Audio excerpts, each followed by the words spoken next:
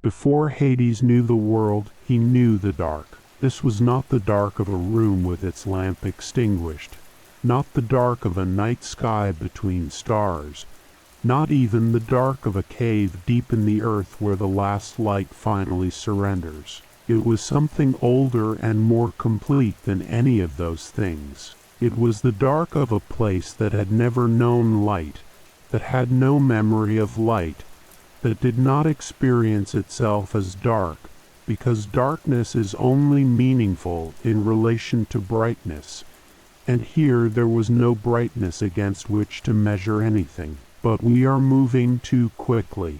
Let us go back further. Let us begin where all things in this story begin, which is in the cold and ancient world under the reign of Kronos. The world in those early ages was not the world that later generations would know. It was younger and stranger and in some ways more beautiful, the way very early things are beautiful, not with the cultivated beauty of something that has been tended and refined, but with the raw and unmistakable beauty of something that has just become itself, that has not yet been shaped by anything except its own nature. The sky was wide and the earth was broad, and the sea moved in its tidal way, without yet knowing it had a master waiting for it in the dark interior of the god who ruled the world. That god was Kronos. He sat at the center of things with the cold weight of absolute power and the colder weight of absolute fear, and the two things together made him something that was neither peaceful nor at rest, but always watching, always calculating, always returning to the prophecy that lived in him like a splinter too deep to reach, that a child of his would one day take from him everything he had taken from his own father. He had heard it from the earth and the sky both, from sources too old and too authoritative to dismiss, and it had settled into him in the way that certain truths settle into people who are not ready to accept them, not dissolving but hardening, becoming a fixed point around which everything else organized itself. His wife Rhea bore children, and Kronos took them. This is the plain fact of it, stated plainly, because there is a kind of respect in plainness when it comes to things that are difficult to hold. She bore Hestia first, and Hestia was taken. She bore Demeter, and Demeter was taken. She bore Hera, and Hera was taken. Each time Rhea held what she had made and felt the particular weight of a new life in her arms. And each time Kronos reached for it with the quiet deliberateness of someone who has decided that what they are doing is necessary. And each time the child disappeared into the dark interior of her father, and Rhea was left holding nothing but the memory of warmth. She endured it the way she endured everything, with the patience of stone, with the long-suffering quality of someone who is accumulating a resolve so deep that it does not show on the surface, that looks from the outside like acceptance, and is from the inside something entirely different. She was waiting, not consciously perhaps, not with a plan already formed in her mind, but in the deep way of things that know their moment has not yet come, and are content to wait for it, gathering themselves in the quiet before the act. Then Hades came. He was born in the way that all the children of Kronos and Rhea were born, into a world that was old and cold and ruled by fear,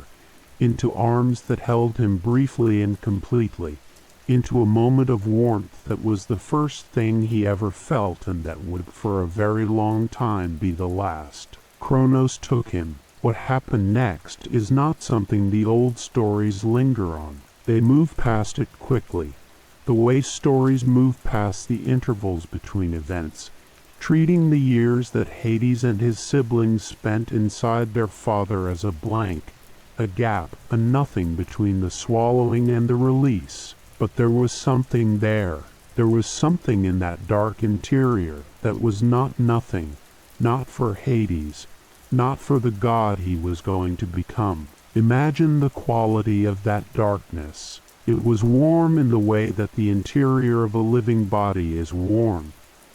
Not the warmth of fire or of sunlight, but the deep animal warmth of blood and breath, the warmth of a thing alive and moving through the world entirely indifferent to what it contains. It was the warmth of a prison that does not know it is a prison, that has no cruelty because it has no awareness, that holds without intention and releases without mercy. Hades existed in this warmth and in this dark, and he was not suffering. This is the important thing to carry. He was not suffering in any way that the word suffering ordinarily conveys. He simply was.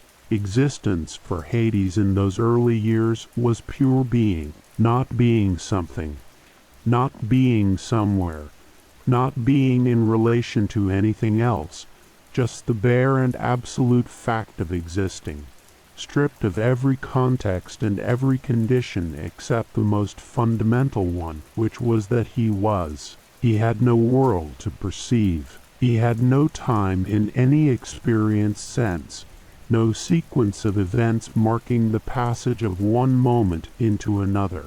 There was only the darkness and the warmth and the faint constant movement of the body around him.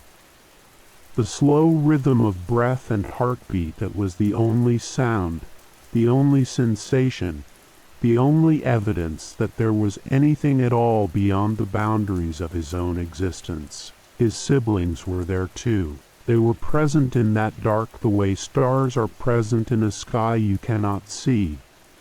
Not visible, not directly felt, but real. Their presence a quality of the space rather than an object within it. Hestia was there, already carrying in her unseen form the warmth of hearth fires that had not yet been invented. Demeter was there with the deep green patience of growing things. Hera was there, already herself, already carrying the particular gravity that would define her forever.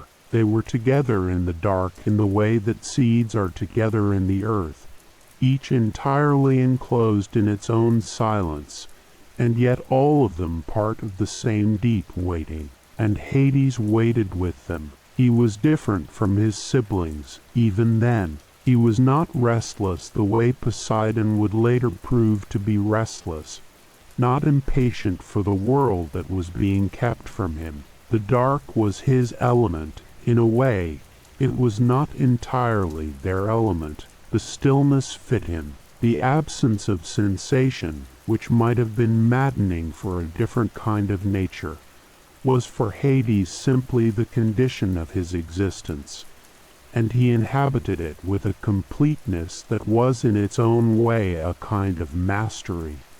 The mastery of a being that is exactly suited to the place it finds itself. He was being made by the dark. This is the thing that is easy to miss, easy to look past in the rush toward what comes next in the story. The years that Hades spent in the interior of his father were not wasted years, not lost years, not a gap in the story of what he became. They were formative in the most literal sense.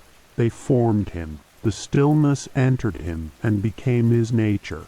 The dark entered him and became his preference. The absolute quiet of a world without surface or boundary, or the noise of things happening, became the quality of existence he would seek for the rest of his long life. The quality he would find again in the kingdom that was waiting for him below the roots of everything. The god of the underworld was made in the dark. He did not know this yet. He did not know anything yet in any way that involved knowing. He simply existed in the dark and the warmth and the quiet, and the dark and the warmth and the quiet made him what he was. The way water makes a river what it is, not by doing anything to it, but simply by being what it is day after day and year after year, until the river has no nature left that is not water. Far above in the bright and ancient world, Things were moving. Rhea had made her decision. The child she was carrying now, the last child, the child who would not be given to the dark, had been protected before it was born, hidden in the certainty of a mother who had run out of patience in the way that only very patient things can run out of patience, completely and without remainder. She had spoken to the earth, to old Gaia, who had her own reasons for wanting Kronos overthrown. She had been given her instructions. She would go to Crete. Inside the cold and moving dark of Kronos, Hades existed in his perfect stillness and knew none of this. The world above continued its slow ancient business. The seas moved in their tidal way. The mountains stood in their patient way. The early creatures of the world went about the ancient work of being alive, and in the belly of a god who was afraid of his own future, 4 divine presences waited in the dark for something they could not yet imagine. Something that had no name in the only world they knew, which was a world without light and without sound and without anything except the deep and formless fact of being. It was enough. For Hades, in those early ages before he knew there was anything else, it was entirely enough. Above him, on the island of Crete, in a cave deep in the belly of Mount Ida, a child was born in secret, and the nurses of the mountain received him, and the Coeurites clashed their weapons to cover the sound of his crying. And the child who would one day change everything was given to the mountain, and the mountain held him. And in the deep and lightless interior of Kronos, the god of stillness and the dark waited in his perfect quiet for the tremor that was coming. It had not arrived yet. The dark was complete. The warmth was constant. The heartbeat of a frightened titan moved through the world above in its slow and heavy rhythm. And Hades rested in the quiet that would always be his home, in the dark that had made him what he was, patient and still and entirely, perfectly himself. The dark held its perfect stillness, and the heartbeat of Kronos moved through the world in its slow and heavy rhythm. And Hades rested in the quiet that had made him, patient and complete, and entirely without urgency, as he had always been and would always be. And then the world moved, not gently, not with the gradual quality that characterized most change in the deep ages of the early world.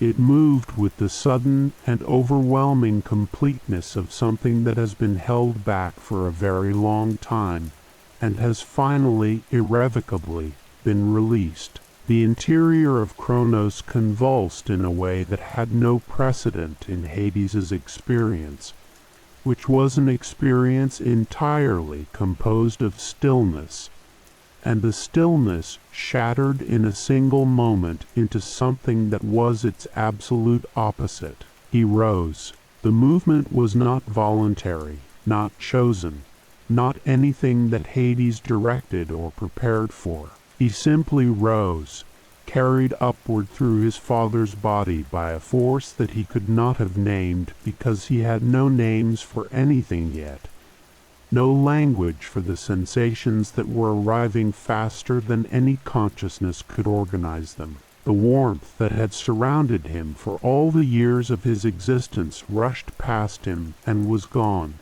The dark that had been the only world he had ever known thinned, and then broke apart entirely. And then there was light. What happened to Hades in that moment is something that requires patience to describe, because it happened to a consciousness that had never experienced anything, and the arrival of everything all at once in a being that has known only nothing is not a simple event. It is an overwhelming one. The light was the first thing, and it was too much. Not painful exactly, but excessive in a way that exceeded the capacity of his newly exposed senses to process. A brightness that contained within it the whole accumulated luminosity of a world that had been lit by the sun for all the ages he had spent in the dark. He closed whatever served as his eyes and stayed closed for a long moment. The sounds came next, and they were almost worse than the light. After the absolute silence of his father's interior, after years of nothing except the muffled heartbeat and the slow movement of breath, the world above was a roar. Wind in the trees, the distant crash of water, the voices of his siblings nearby, also newly emerged, also finding their way in the overwhelming brightness of a world that had not been considerate enough to arrive gradually.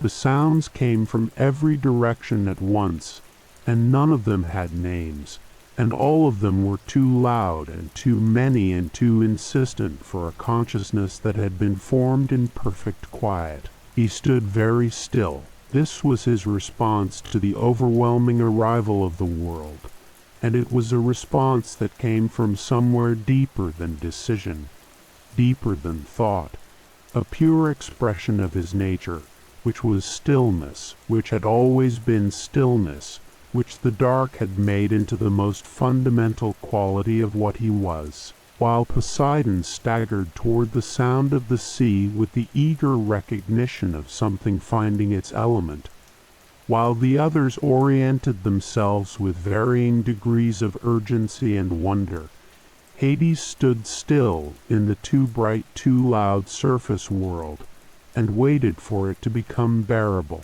It became bearable slowly. He opened his eyes in stages, letting the light arrive in increments rather than all at once, giving his senses time to adjust to each level of brightness before admitting more. The world resolved itself gradually out of the initial overwhelming whiteness, shapes first, then colors, then the specific details of a landscape that was unlike anything he had imagined, which was nothing, having had no basis for imagination. The sky above him was an immensity of blue that had no walls and no ceiling, and extended in every direction, further than he could follow with his new and still adjusting eyes. The earth beneath his feet was solid in a way that was different from the warm enclosure of his father's interior. Solid and cold and indifferent, the solidity of something that does not notice what stands on it. He looked at his siblings. They were strangers to him in the visual sense. He had known them only as presences in the dark, as qualities of the shared stillness, as the other seeds in the same deep ground. Now they had faces and forms and the particular way of moving that each of them had apparently always had, waiting to be expressed, needing only the space of the world to show itself. Hestia was already looking for somewhere to sit, somewhere contained and defined, her eyes moving past the open sky toward the places where the landscape offered enclosure. Demeter was looking at the ground with an attention that was almost reverent, her hand already moving toward the earth as if she needed to touch it to believe it. Hera stood with the composed uprightness of someone who has decided, in the very first moments of encountering the world, exactly how they are going to hold themselves in it. And there was the sky above, where Zeus had already gone, not yet to Olympus. That would come later, after the war, after the division, but upward, always upward, as if the sky had been calling him since before he was born, and he had only now been given the chance to answer. Hades watched his youngest brother move toward the sky, and felt something that was not envy and was not admiration, but was simply observation, the quality of attention that belongs to someone who is not yet sure how they feel about anything they are seeing, because everything they are seeing is entirely new. Then Kronos found them. He had not yet diminished. The draft Zeus had given him had done its work, had compelled the release of what he had swallowed. But the releasing was not the same as the weakening, and the God who stood before his 5 emerged children was still vast and still cold and still entirely capable of the look he was giving them now, which was the look of something that has just understood that the thing it most feared has already begun. He was frightened, and he was powerful, and the combination of those two things made him more dangerous than either one alone. The Titanomachy began. Hades moved through it differently from his brothers. This must be said clearly, because the War of the Titans is a story that the poets told in terms of thunder and sea, and the great elemental forces clashing across the face of the world. And Hades's part in it was quieter than any of that, and in its own way more important. He did not fight the way Poseidon fought, with the exuberant force of something finally unleashed, with the roar of the sea behind him, and the trident in his hand, and the earth answering his blows with earthquakes that rolled outward for miles. He did not fight the way Zeus fought, with the calculated authority of someone already practicing to be a king, every thunderbolt both a weapon and a statement. Hades endured. This is the word that fits most honestly. He endured the war the way he had endured the dark inside Kronos, with a patience that was not passive, not the patience of someone waiting for someone else to solve the problem, but the active and deliberate patience of someone who understands that some things are won not by force, but by persistence, by the simple refusal to stop, by the willingness to be still standing when everything else has exhausted itself. He was also invisible. The Cyclops gave him the helmet when they were freed from Tartarus, and the gift was perfectly suited to its recipient in the way that only the best gifts are. Not because Hades had asked for it, or because the Cyclops had consulted his preferences, but because something in the deep logic of things had arranged for the right gift to find the right god. The helmet was crafted from the hide of a divine creature, worked with a skill that went beyond ordinary craftsmanship into something closer to enchantment, and when Hades placed it on his head he vanished, not partially, not in the way of shadows or camouflage, where the hidden thing is still present as an outline, still detectable by careful attention. He vanished completely, absolutely, in a way that left no trace of his presence in the air around the place he had been standing. He was gone and yet entirely present, invisible and yet more himself than he had been before, because the invisibility was not a disguise but an expression.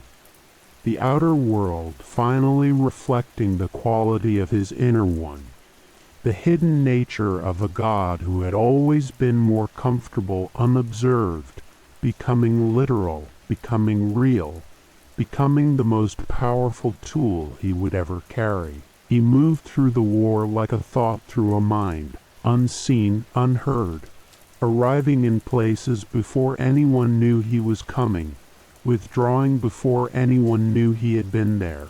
He moved among the Titan lines and felt the quality of their resistance, enormous and ancient and less certain than it appeared on the surface, the way very old things are sometimes less certain than they appear, their confidence a habit rather than a foundation. He moved information between his siblings. He moved through the battle in ways that could not be countered, because they could not be seen. The war lasted 10 years. 10 years was nothing like 10 years feels to a mortal. 10 years in the age of gods was a duration that had the quality of a geological event, long enough to reshape the landscape, long enough to change the character of the earth itself, long enough that the beginning of it was not a memory but a different age. Mountains were broken, coastlines changed their shape, the sky itself was bruised with the force of what was passing through it, and through all of it, Hades moved in his invisibility, patient and deliberate, and entirely without the desire for glory that motivated so many of the other players on both sides of the conflict. He did not want glory. He had never wanted glory. He wanted the dark, not the dark of his father's interior, not the accidental and imprisoning dark of a thing swallowed and held, the deeper dark, the real dark, the dark that he had not yet found, but that he could feel in some wordless way pulling at him from below the surface of the world, from somewhere beneath the roots of the mountains and the floors of the seas, somewhere more fundamental than any of the places he had yet been. He could feel it the way you can sometimes feel the direction of a river before you have found its banks, not with any of the ordinary senses, but with something older and more direct, a pull in the chest, a knowing in the body that has not yet become knowledge in the mind. The underworld was waiting for him. He did not know this yet with any clarity.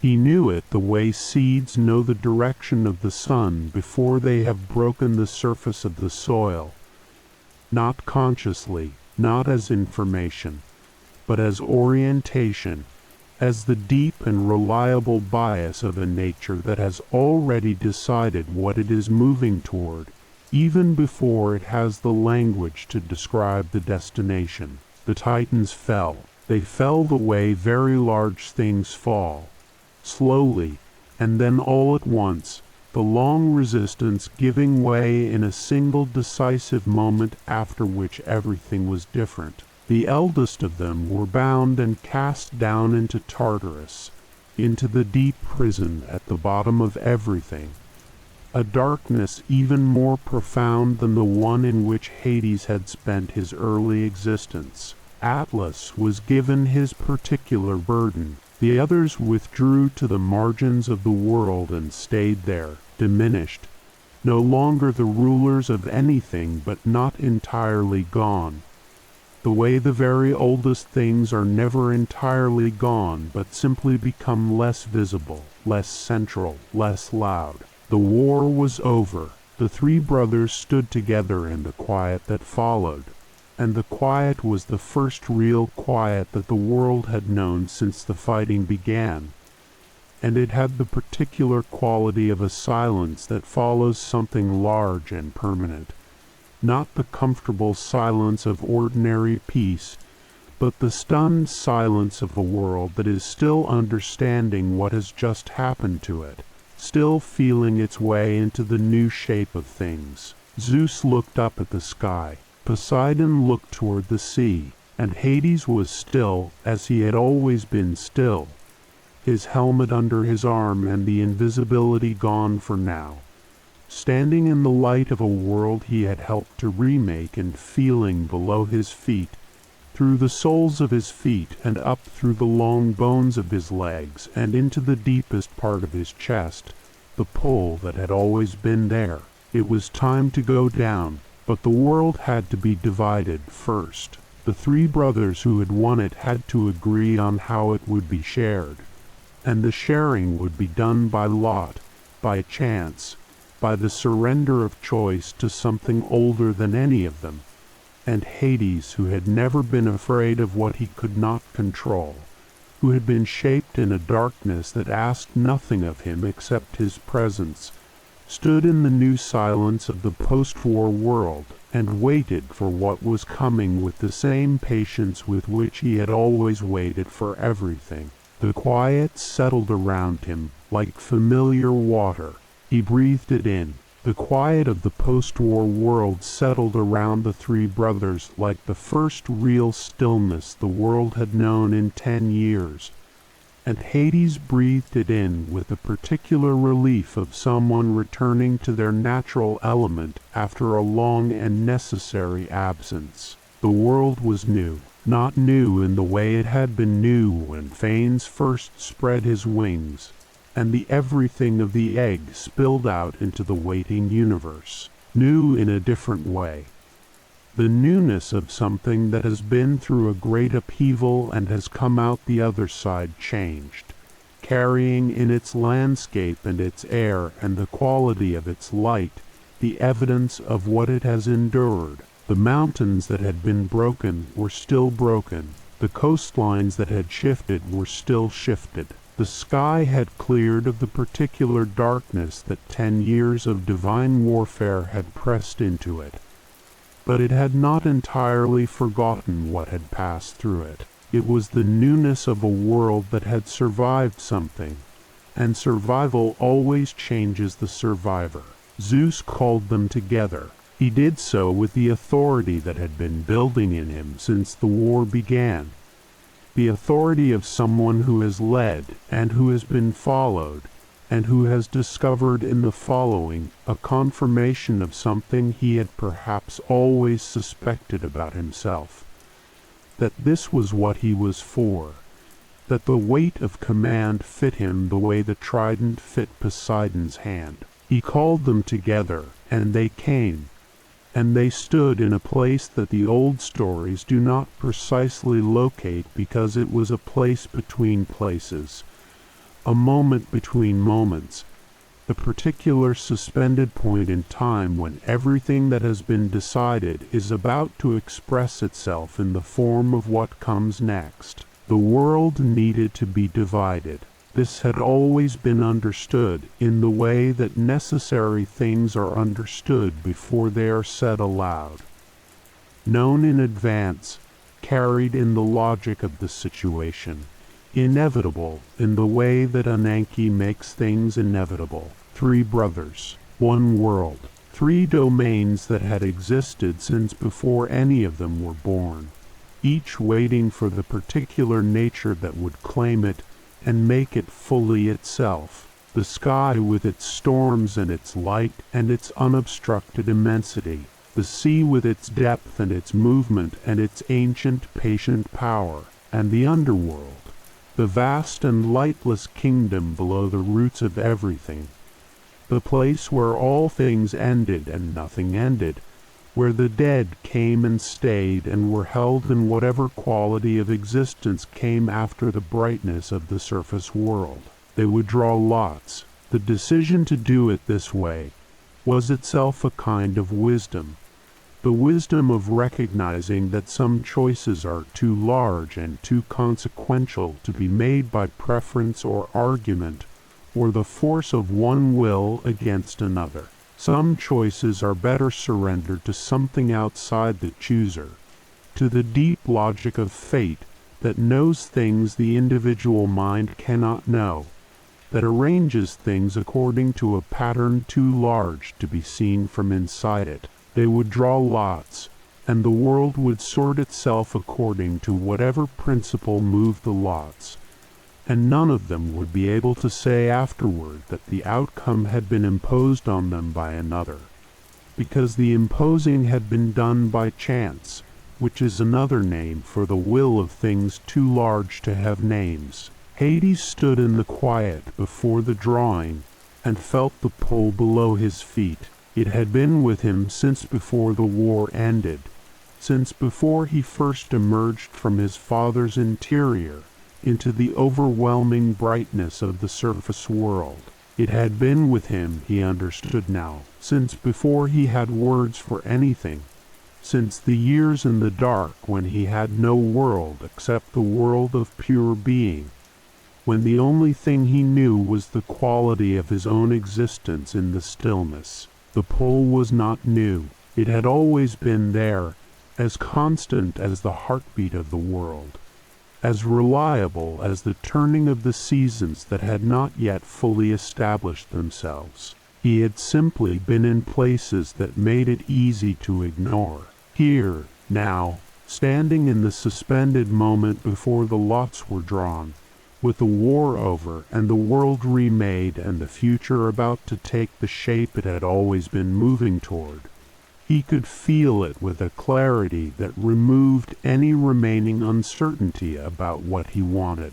Not the sky, not the sea, though he felt in the sea's direction something that was not quite the sea's pull, but was the pull of a brother he would miss, a brother whose nature was so different from his own, and yet recognizable in the way that family is always recognizable, the way you can see yourself in a face that looks nothing like yours, not the surface world with its light and its noise and its relentless forward movement. Down. He wanted to go down. He reached into the vessel with the quiet deliberateness that characterized every action he took. He did not hesitate, because hesitation belonged to beings who were uncertain, and Hades was not uncertain. He was not hoping for any particular outcome. He had no desire to influence the lot, no wish to reach past what was his toward what belonged to another. He simply reached in and took what was there and opened his hand. The underworld. He looked at what he held for a long moment. Then he looked up at his brothers.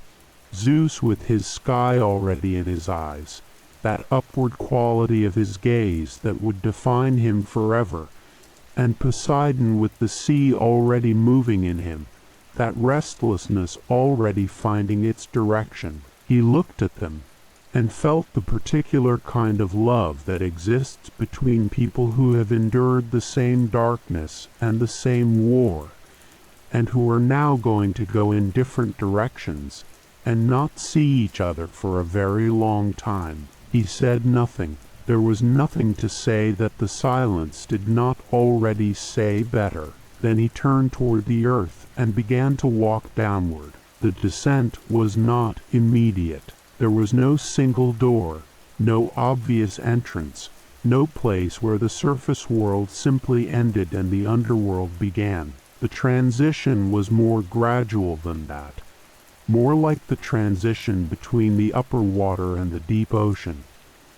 A slow change in the quality of everything, each step carrying him further from the one and closer to the other, the world above receding not in a straight line but in a series of subtle shifts, each one unremarkable in itself, and each one adding to the cumulative weight of a change that was absolute. The light changed first. It was the thing he noticed earliest and felt most strongly, because light had been the great shock of his emergence from his father's interior, the overwhelming sensory event that had defined his first experience of the surface world. He had never fully made his peace with the light up there, had adapted to it, had learned to exist within it, but had never felt at home in it the way he felt at home in the dark. As he descended, and the light began to thin, something in him that had been held slightly tense for the entire duration of his time above ground began gradually and with enormous relief to relax. The quality of the light changed from bright to dim to a gray that was not the gray of clouds or of dusk, but something more fundamental. A gray that was the color of stone that has never been touched by sunlight, of water that moves in permanent dark, of air that has no source of warmth. It was the gray of below, and Hades moved through it, and felt it settling around him like a garment made specifically for his measurements, fitting in every dimension. Then the sound changed. The surface world had been, for all the time he had spent in it, a place of constant noise, not always loud noise. There were quiet places on the surface, early mornings and deep forests and the long still hours of the night. But even in those quiet places there had been the underlying presence of sound, the world going about its business of wind and water and living things, in a continuous low-level murmur that he had never entirely stopped hearing. The underworld did not have this. The sound did not simply diminish as he descended. It withdrew in a more complete way, as if the world below had made a different arrangement with silence than the world above had, as if silence here was not the absence of sound but a presence in itself, a quality of the air as fundamental as its temperature. He breathed the silence in. The air changed too. It was cooler, with a coolness that was not the coolness of winter. Winter's cold was aggressive, was the cold of warmth being taken away. This was the coolness of a place that had never been warm, that had its own temperature, that owed nothing to the sun and nothing to the seasons. A temperature that was simply itself, constant and complete, and entirely independent of anything happening in the world above. He felt it against his skin, and recognized it the way you recognize a smell from a long time ago that you have no conscious memory of, with a certainty that bypassed thought and arrived directly in the body as simply right. Then he saw the rivers. He had known they were here, in the way that he had known many things about his kingdom before he arrived in it, not as information exactly, not as knowledge he had acquired from any source, but as the deep recognition of a nature encountering the things it was made for. He had known there were rivers the way a river knows the sea is somewhere ahead of it, not by having been told, but by the pull of its own nature toward the thing that completes it. The first river he came to was the Styx. It moved in the dark with a quality of movement that was unlike any river he had seen on the surface. Surface rivers moved with urgency, with the forward pressure of water finding its way to the lowest point, with the cheerful indifference of something that has a destination and is moving toward it. The Styx moved with none of that urgency. It moved the way very old things move, with a completeness and a finality, with the quality of something that is not going anywhere, because it has always been exactly where it is, because its movement is not a journey but simply its nature, the way breathing is not a journey but simply the nature of a living body. The water of the Styx was dark, not the transparent dark of deep ocean water, which is dark because the light cannot reach it, but which is still, in its essence, water. The same water as the shallows, only deeper and colder. The Styx was dark in itself, its darkness a property of the water, rather than a condition imposed on it by the absence of light. It was dark the way certain things are dark that have absorbed so much of what has passed through them that nothing of it comes back. It moved in its slow and eternal way, and the sound it made was not the sound of surface rivers, not the bright chatter of shallow water over stones, not the deeper voice of a river in flood. It was quieter than either of those things, almost below the threshold of hearing, almost more felt than heard, a vibration in the stone beneath his feet rather than a sound in the air. He stood at its edge for a long time. Then he looked across it to the far bank, and saw in the gray distance the shapes of things that were the shapes of his kingdom, the pale fields and the dark palace and the deeper dark beyond both of them, the vast country of the dead stretching away into a distance that had no horizon because there was no light to create one, only the gradual fading of whatever quality of visibility this underground world possessed into something that was simply the quality of very far away. He was home. This was the thought, if thought is the right word for something that arrived without the usual architecture of language and reasoning, and arrived instead as a physical fact, a change in the quality of his breathing, a settling in his chest that was the unmistakable settling of a thing that has been slightly wrong for a very long time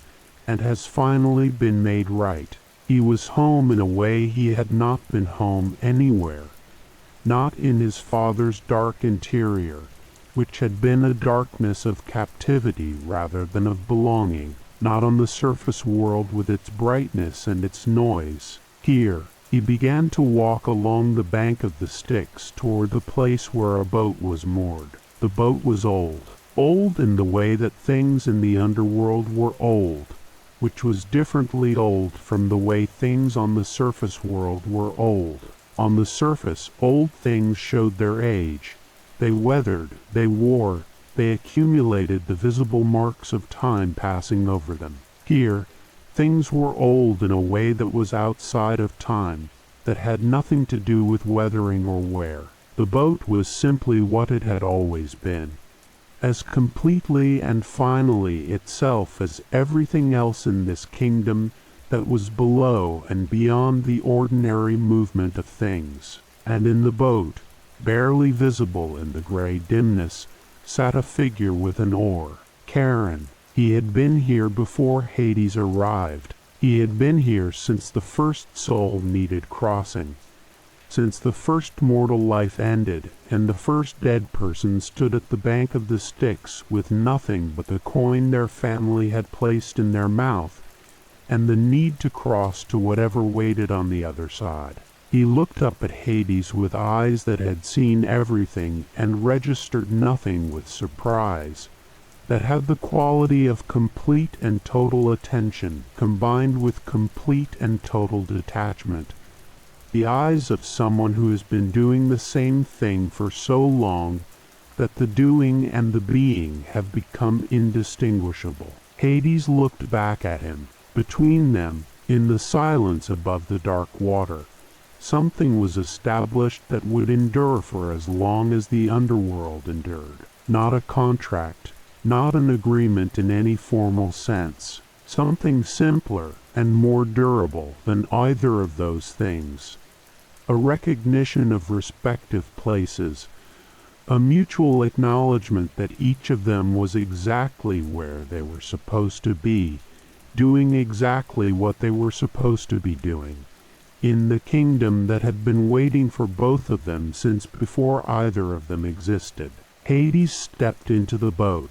The dark water held them without sound, and Charon set the oar against the bank and pushed, and the boat moved out into the Styx, and the far bank approached in the slow and inevitable way of things in the underworld, which was the way of things that have no hurry because they have always already arrived. Above, the world turned in its bright way. Below, the new king of the dead moved across the river toward his kingdom, and the water closed behind the boat without a ripple, and the silence was complete. The boat moved across the dark water, and the far bank arrived in the slow and inevitable way of the underworld, and Hades stepped from the boat onto the shore of his kingdom, and stood for a moment in the gray stillness, feeling the full weight of what he had just crossed into. The shore was stone, not the warm stone of the surface world.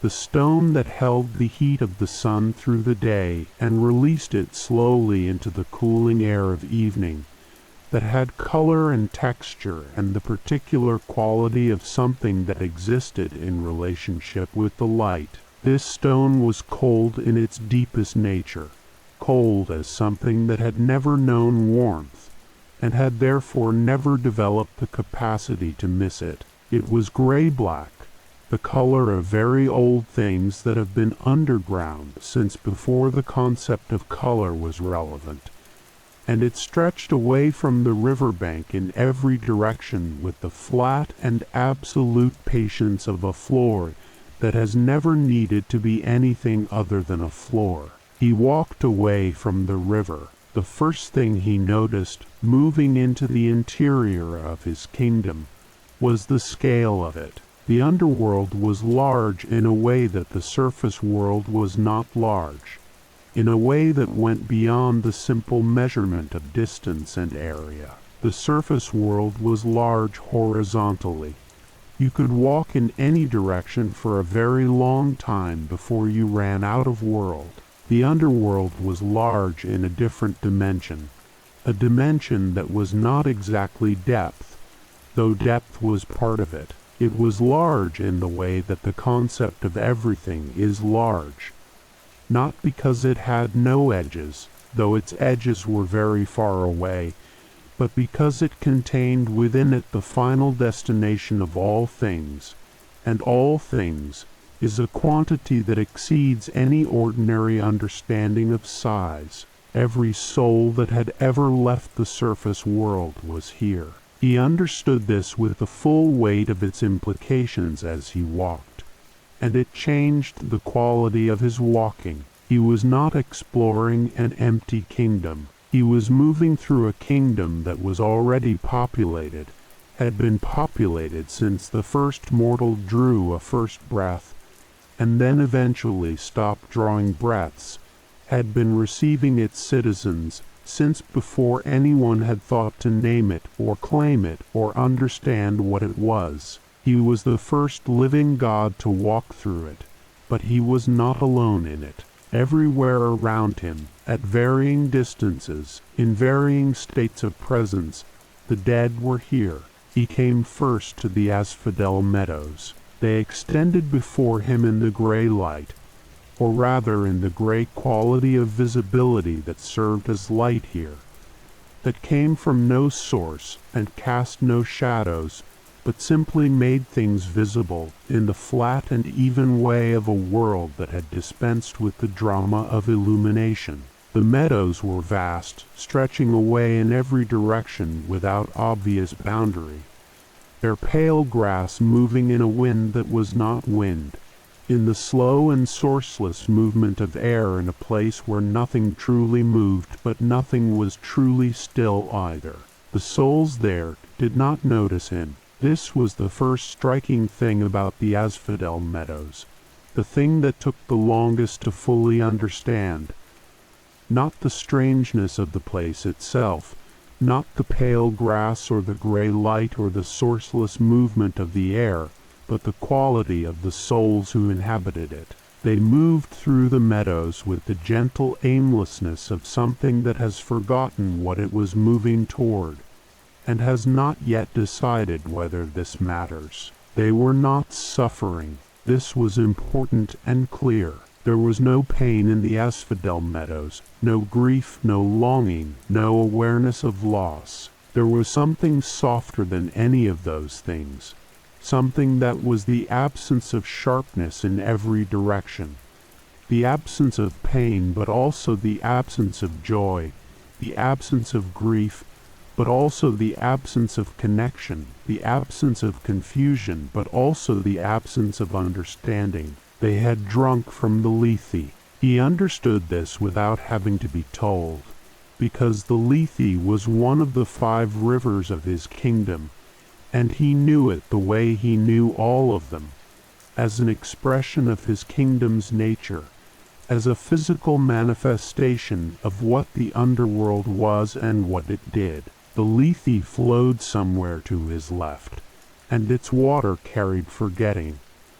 Not the partial and selective forgetting of sleep or of old age or of time healing wounds, but the complete and total forgetting of everything, the washing away of every memory and every attachment and every piece of identity that had been accumulated across a mortal life. Most souls came here. The majority of all the dead across all the ages of the mortal world ended up in the asphodel meadows, not because they had been judged unworthy of better, not as a punishment, but simply as the default condition of the afterlife for ordinary souls who had lived ordinary lives of mixed virtue and mixed failing. They wandered the pale fields in their gentle amnesia, and they were not unhappy, and they were not happy, and they simply were, in the same way that Hades had simply been in his father's dark interior,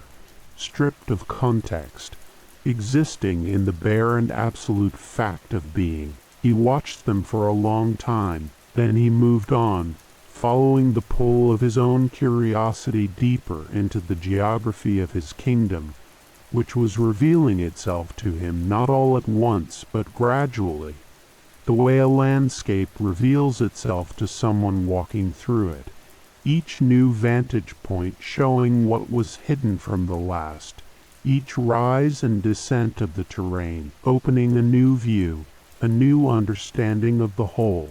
He found the Elysian fields next, The change in the quality of the light was the first signal.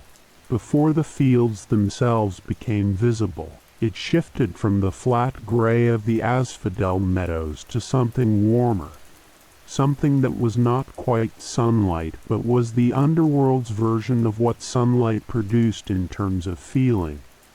A quality of warmth without heat, of brightness without glare, of the particular golden quality of a late afternoon that has been the most beautiful afternoon of a summer that was the best summer you ever knew. It came from everywhere and nowhere, as all light in the underworld came from everywhere and nowhere, but it had a warmth to it that the rest of the kingdom lacked. The Elysian fields were green, not the pale gray green of the asphodel meadows, but a real and saturated green, the green of living things that are fully alive and fully themselves, expressing their nature without the interference of cold or drought or the general difficulty of existence on the surface world. The grass was long and soft and moved with a more intentional quality than the sourceless movement of the asphodel grass. Trees stood in groups and individually across the landscape, their forms perfect in the way that things are perfect when they have been freed from the compromises that the surface world imposes on all growing things. And the souls here were present. That was the word that came to him, as he stood at the edge of the Elysian fields and looked out across them. Present. Where the souls of the asphodel meadows moved through their gentle vacancy, the souls here were fully inhabiting their existence, were aware of themselves and of each other, were engaged in the activities of a life that was not a mortal life exactly, but was life in a form that had kept the best of what mortal life offered and released what was difficult. They spoke to each other. They gathered under trees and sat in the long warm light, and they were, in the deepest and most accurate sense of the word, at peace. These were the heroic dead, the virtuous dead, the ones whose lives on the surface had been characterized by a quality of excellence or goodness that had earned them a different quality of afterlife, a place where the forgetting of the lethe was not imposed but optional, where souls could choose to remember or to release, where the identity accumulated across a life was honored rather than dissolved. Hades moved through the Elysian field slowly, watching the souls there with the same quality of attention he gave to everything, complete, unhurried, without judgment or preference. He felt something in the presence of these souls that was different from what he had felt in the asphodel meadows. Not pity. Pity was not a quality his nature produced easily. Something closer to recognition. The Elysian souls had in them a quality of completion, a sense of having been fully what they were, and Hades, who had always been fully what he was, recognized that quality and felt something adjacent to kinship with it. He passed through and continued deeper. The geography of his kingdom was not organized the way surface geography was organized, with its logic of elevation and drainage, and the tendency of things to cluster in valleys where water collected. It had its own logic, the logic of a place organized not by the physical forces of wind and water and gravity, but by the moral and spiritual forces of a domain whose purpose was the reception and the sorting and the eternal housing of the dead. Things were where they were because of what they were, because of the relationship between their nature and the nature of the souls they were meant to contain, which meant that Tartarus was at the bottom. He felt it before he reached it, felt it the way he had felt the pull of the underworld from the surface world, as a quality of the stone beneath his feet, a depth beneath the depth he was already in, a darkness beneath the already considerable dark of the upper levels of his kingdom. He descended toward it, with the patient deliberateness of someone who knows that what they are approaching requires the full quality of their attention. Tartarus was not like the rest of the underworld. The rest of the underworld was the kingdom of the dead, organized around the needs and the natures of human souls in their final existence. Tartarus was something older and more absolute. A prison, yes, the place where the defeated titans were held in the deepest chains that divine craftsmanship could produce, but a prison that was also, in some sense, the original dark, the dark that had predated the egg and the world and the gods themselves, the dark that chaos had been before creation decided to fill it with something. He stood at the edge of it and looked down. The titans were there, bound in the darkness at the bottom of everything. Kronos was there, his cold power finally matched by a constraint that it could not overcome. The fear that had driven him to swallow his children now replaced by the reality that he had feared but had never quite believed until it arrived. Hades looked at his father in the dark of Tartarus and felt the complicated thing that he had always felt when he thought about his father, which was not hatred. Hatred was too energetic for a nature as still as his, and not forgiveness, not yet, and not quite pity, but something that contained all three and was also something else, something for which he had no name. He turned away from Tartarus, and began the long walk back through the levels of his kingdom toward the place where his palace would be. The palace. It was already there in a sense, the way everything in the underworld was already there before it was found. The substance of it, the deep black stone of its walls, the structure that the underworld itself had provided in the long ages before any god had come to claim the kingdom. But it needed him to complete it, needed the presence of its king to become what it was going to be. The way a room becomes what it is not when it is built, but when it is inhabited. He found it standing in the gray dark between the asphodel meadows and the deeper levels, vast and cold and entirely without the ornament that the palaces of the surface world would later accumulate. There were no columns of marble here, no friezes of gold, no the warm colors of the upper world that mortals use to push back against the encroaching dark. The palace of Hades was built from the same deep black stone as the floor of his kingdom, its walls rising in flat planes that met each other at severe angles, its towers not reaching upward with the aspiration of surface towers, but simply existing at their height without apology or explanation. It was not beautiful in the way that the surface world used the word beautiful. It was something else. Something that required a different word, a word for the quality of a thing that is so completely and so honestly what it is that beauty in the ordinary sense becomes irrelevant, a quality beyond beauty the way deep water is beyond the shallows, not better or worse, but different in a way that different cannot quite contain. The palace was itself, entirely and without remainder,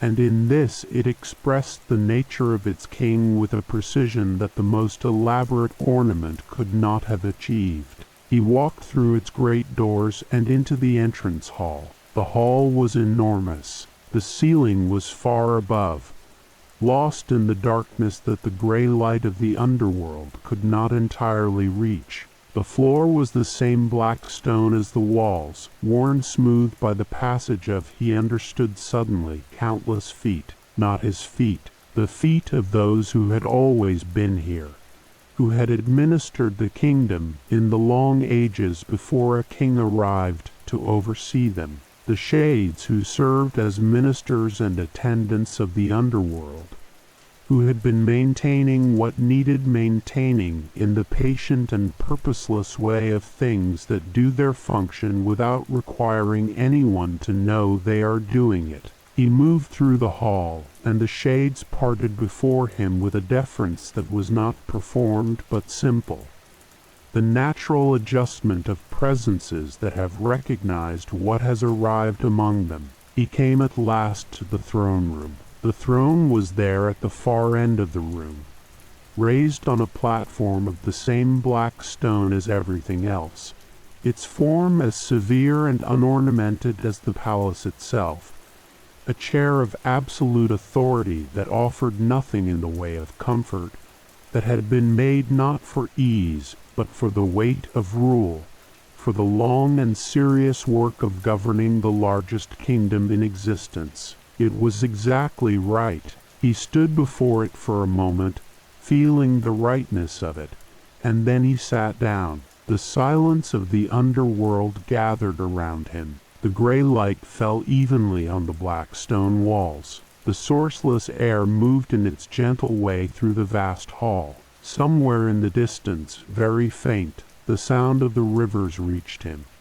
The Styx and the Lethe and the others, each with its own voice, each expressing its own nature in the quiet of the kingdom below all kingdoms. He breathed in, he breathed out. The king of the dead was in his palace, and the palace was in its kingdom, and the kingdom was below everything, and everything above it continued in its bright and busy way, without knowing that below it, in the cold and quiet dark, a god had just found the place that had always been waiting for him. The silence held, and Hades sat in it, as he had always sat in silence, as he would always sit in silence, completely, and without any desire for it to be otherwise. The silence held around the throne of black stone, and Hades sat in it with the complete and total ease of someone who has arrived at last at the place their nature had always been moving toward, and the kingdom stretched around him in its gray and permanent way, and the rivers moved in the distance with their soft and ancient voices. He had a kingdom. Now he needed to understand it, not in the way that conquerors understand the territories they have taken, by mapping their boundaries and counting their resources and establishing the mechanisms of extraction that turn a place into a possession. That was the surface world's way of understanding things, the way of beings who related to the world primarily through what they could take from it. Hades related to things differently. He understood by inhabiting, by moving through, by giving his slow and complete attention to the nature of what was around him, until the nature of it was as familiar to him as his own breathing. He began to move through his kingdom with the patient thoroughness of someone who has all the time there is. The first thing he needed to understand fully was the rivers. He had seen the Styx and had crossed it, had felt its dark water and heard its ancient voice. But there were 4 others, and each of them was different from the Styx and from each other, each one a distinct expression of the underworld's nature, each one serving a function that was not merely geographical but essential, not merely a feature of the landscape, but a force of what the kingdom was and what it did. He went to the Lethe first, because the Lethe was the one whose effects he had already seen in the asphodel meadows, whose work was already visible in the gentle vacancy of the souls who had drunk from it. It ran in a valley slightly to the east of the asphodel meadows, east in the underworld's own sense of east, which was not the direction of sunrise, but the direction of a particular quality of stillness, a directional quality that the underground world had instead of compass points. The Lethe moved slowly, more slowly even than the Styx, with the quality of water that has been moving for so long that it has ceased to experience movement as movement, but simply as its nature, the way old people walk, not quickly, not urgently, but with the complete efficiency of a body that has learned to move through the world with minimum resistance. The water was pale, not clear. The rivers of the underworld were not clear in the way of mountain springs, but pale, the paleness of something that has had everything taken out of it, everything that would have given it color or opacity, leaving behind only the essence of water, water in its most distilled and absolute form. He knelt at the bank and looked into it, and felt in the looking a faint sensation that was not quite the sensation of forgetting. He was a god, and the Lethe's effects on gods were different from its effects on mortal souls, but was the sensation of understanding what forgetting was, of feeling in his own consciousness the shape of the absence that the Lethe created. It was not terrible. That was what he wanted to understand, and did understand. Kneeling at the bank of the river of forgetting, the Lethe was not cruel. The forgetting it produced was not a punishment but a mercy, the mercy of release, of putting down the particular weight of a mortal life with all its accumulated grief and loss, and the specific texture of pain that came from having loved things that were subject to ending. The souls who drank here were not diminished, they were lightened. They moved through the asphodel meadows not in the shadow of what they had lost, but in the gentle absence of the awareness that they had lost anything at all. He stood and moved on to the Acheron. The Acheron was the river of woe, and its name in the surface world had become a word for grief itself, which told him something about the quality of what it carried.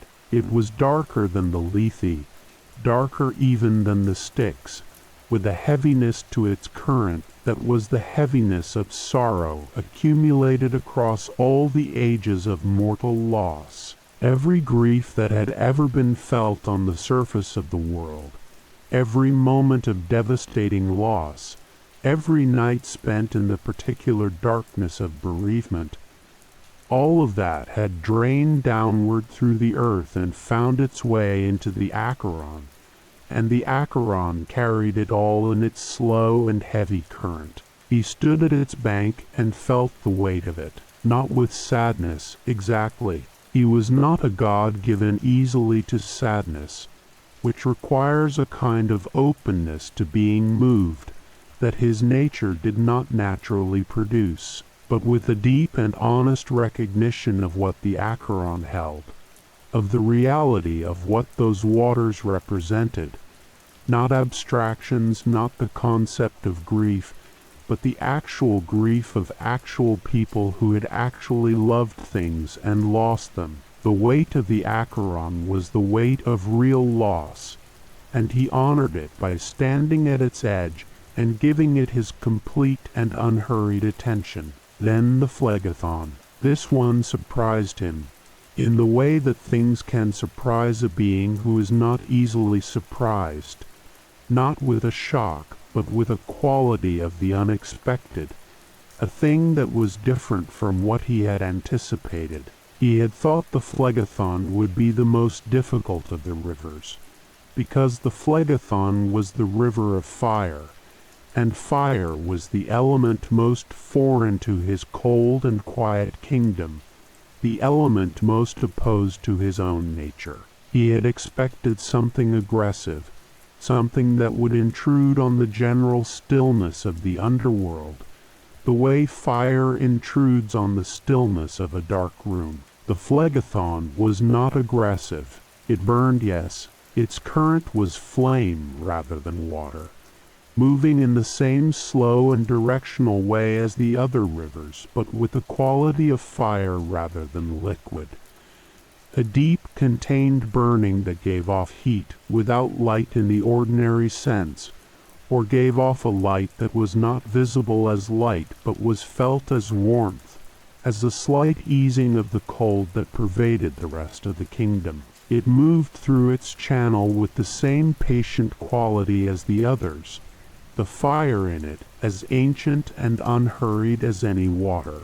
He held his hand near its surface and felt the warmth, and thought about what the Phlegethon was for, what function it served in the economy of his kingdom. The answer came to him not as a thought but as an understanding, the kind that arrives whole rather than being assembled piece by piece. The phlegathon was for those souls whose nature required fire, not as punishment, not as pain, but as element, as the medium in which their particular quality of existence expressed itself most fully. Some things burned. Some natures were fire rather than water or stone, and they needed the phlegathon the way other souls needed the asphodel meadows, as the right container for what they were.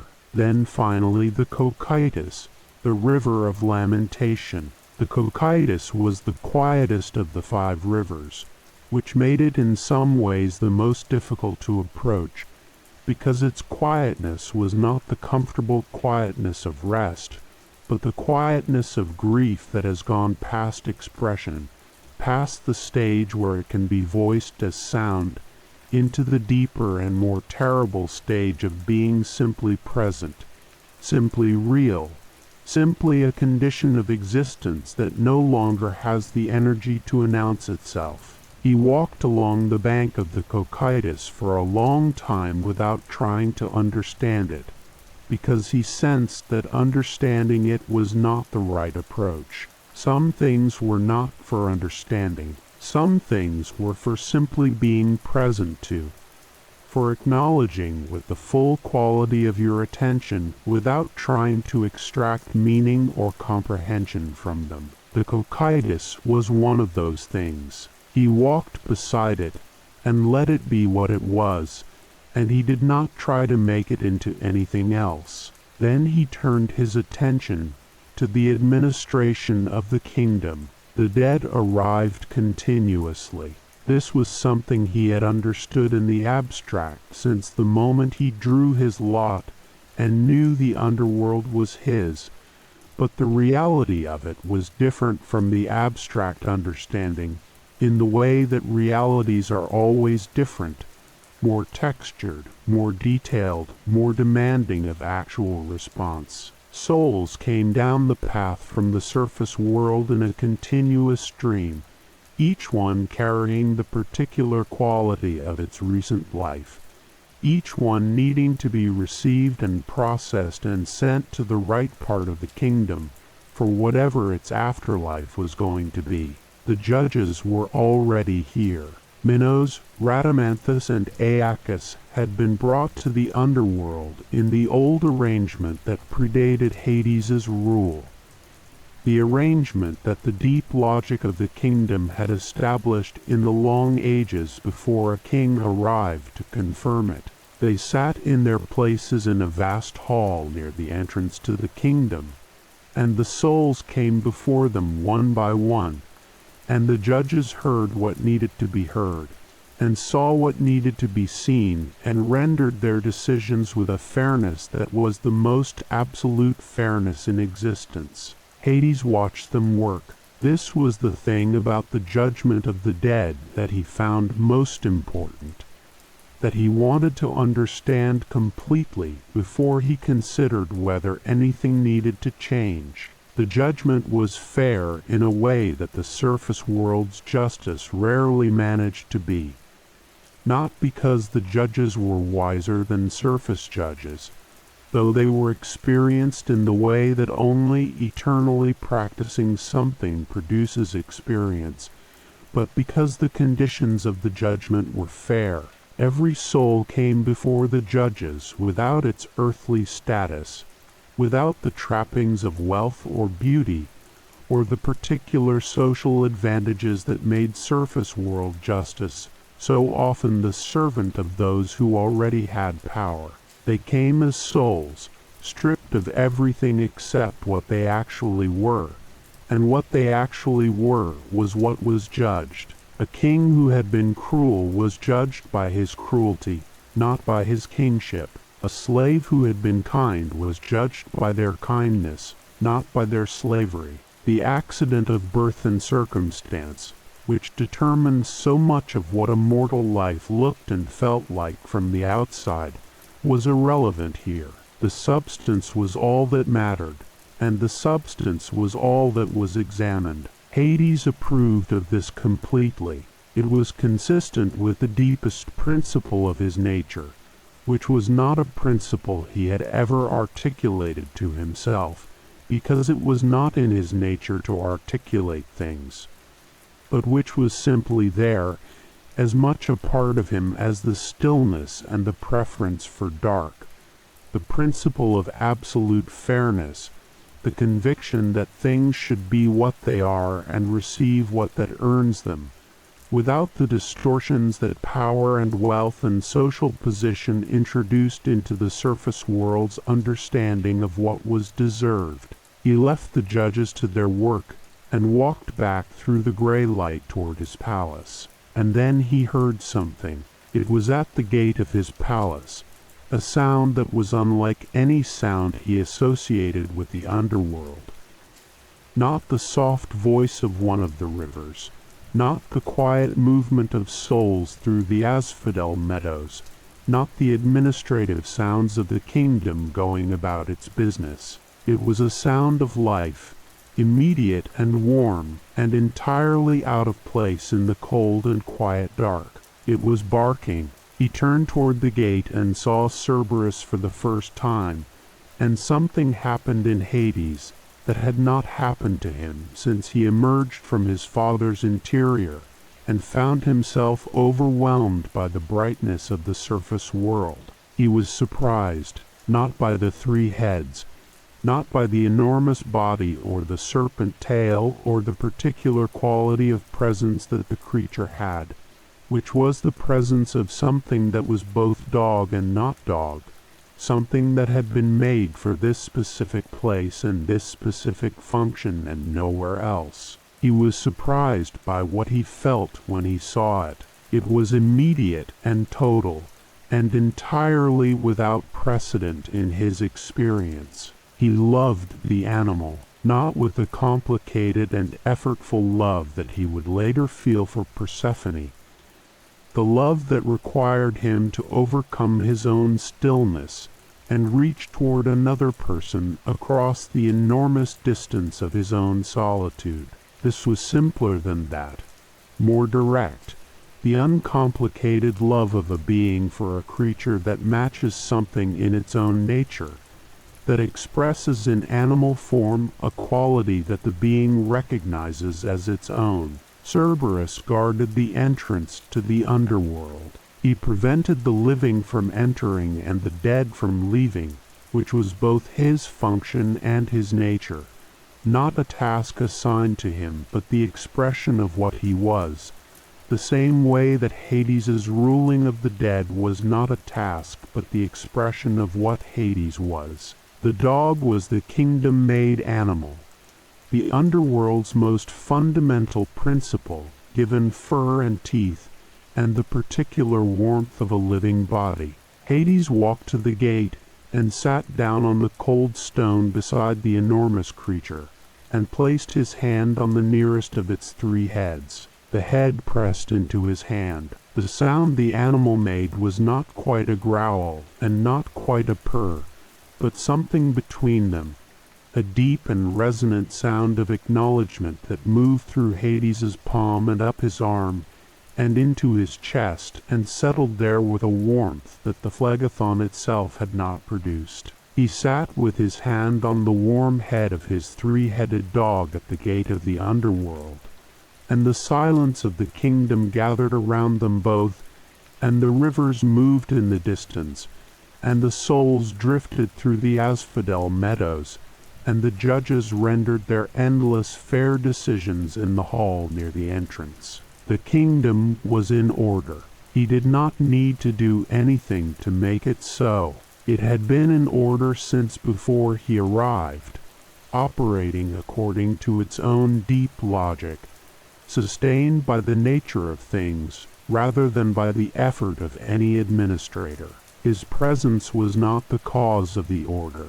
It was the completion of it, the way a house is complete when someone lives in it, not because the resident does anything the house could not do without them, but because habitation is the purpose of a house, and a purpose fulfilled is a different thing from a purpose merely present. He sat with Cerberus as the underworld moved around them in its slow and faithful way, and he felt the completeness of it settle into him the way the cold settled into the stone, deeply and permanently, and without any need for acknowledgement. Above, the surface world continued its busy and impermanent life.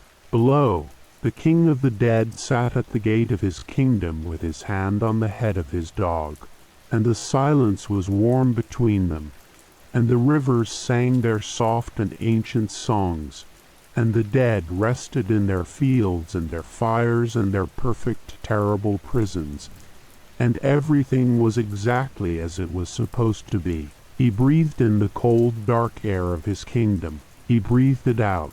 It was enough. It was more than enough. It was everything. Cerberus pressed his great head into Hades's hand, and the warmth of the animal moved through the cold air of the kingdom, and the rivers sang their soft and distant songs, and the dead rested in their fields, and the kingdom held its perfect and eternal order. And then, without warning, everything changed. Not the kingdom. The kingdom did not change. It was not capable of the kind of change that what Hades was about to feel required.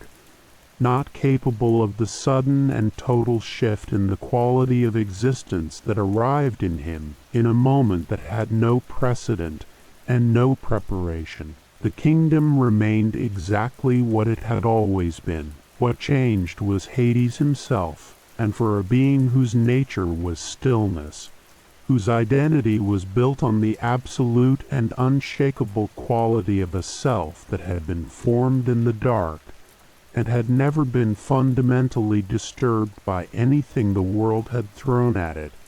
This change was the most extraordinary thing that had ever happened to him. He saw Persephone. She was in a meadow on the surface world, in the particular kind of meadow that exists in the places where the earth is most fully itself, where the ground is rich and dark and the flowers grow without being planted, where the air smells of green things and of the particular sweetness that comes from a world doing what it was made to do without interference. She was gathering flowers with the easy attention of someone who loves what they are doing, and is not thinking about anything except the doing of it, her hands moving through the bright colors of narcissus and crocus with a deliberateness that was not careful but simply present, fully inhabiting the act of gathering the way that Hades, in his own very different domain,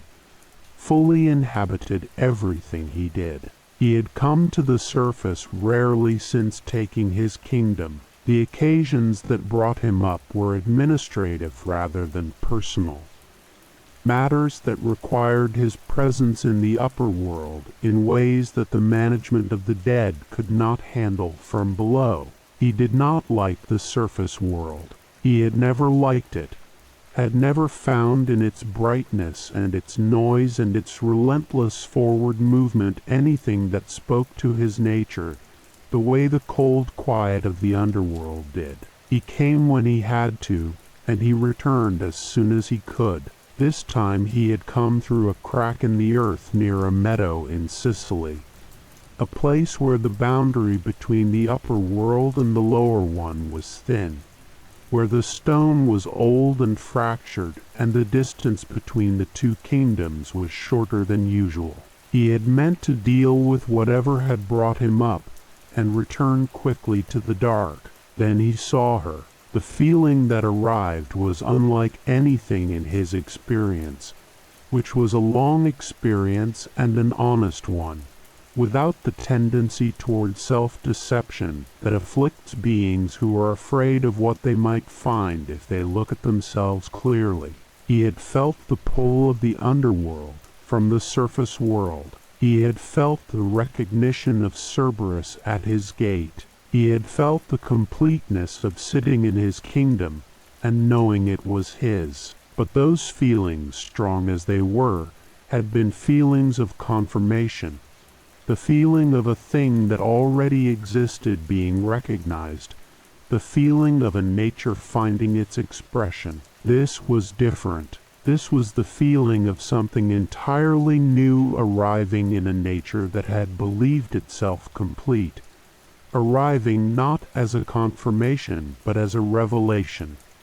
The sudden and overwhelming knowledge that something was missing that you had not known was missing, that the completeness you had felt was real as far as it went but had not gone as far as you thought, that there was a dimension of existence you had not previously had access to that was now, in this moment, opening. He stood very still at the edge of the meadow and watched her. She moved through the flowers with the ease of someone completely at home in the world, someone who inhabited the surface with the same unself-conscious naturalness that he inhabited the deep. She was the daughter of Demeter, goddess of the grain.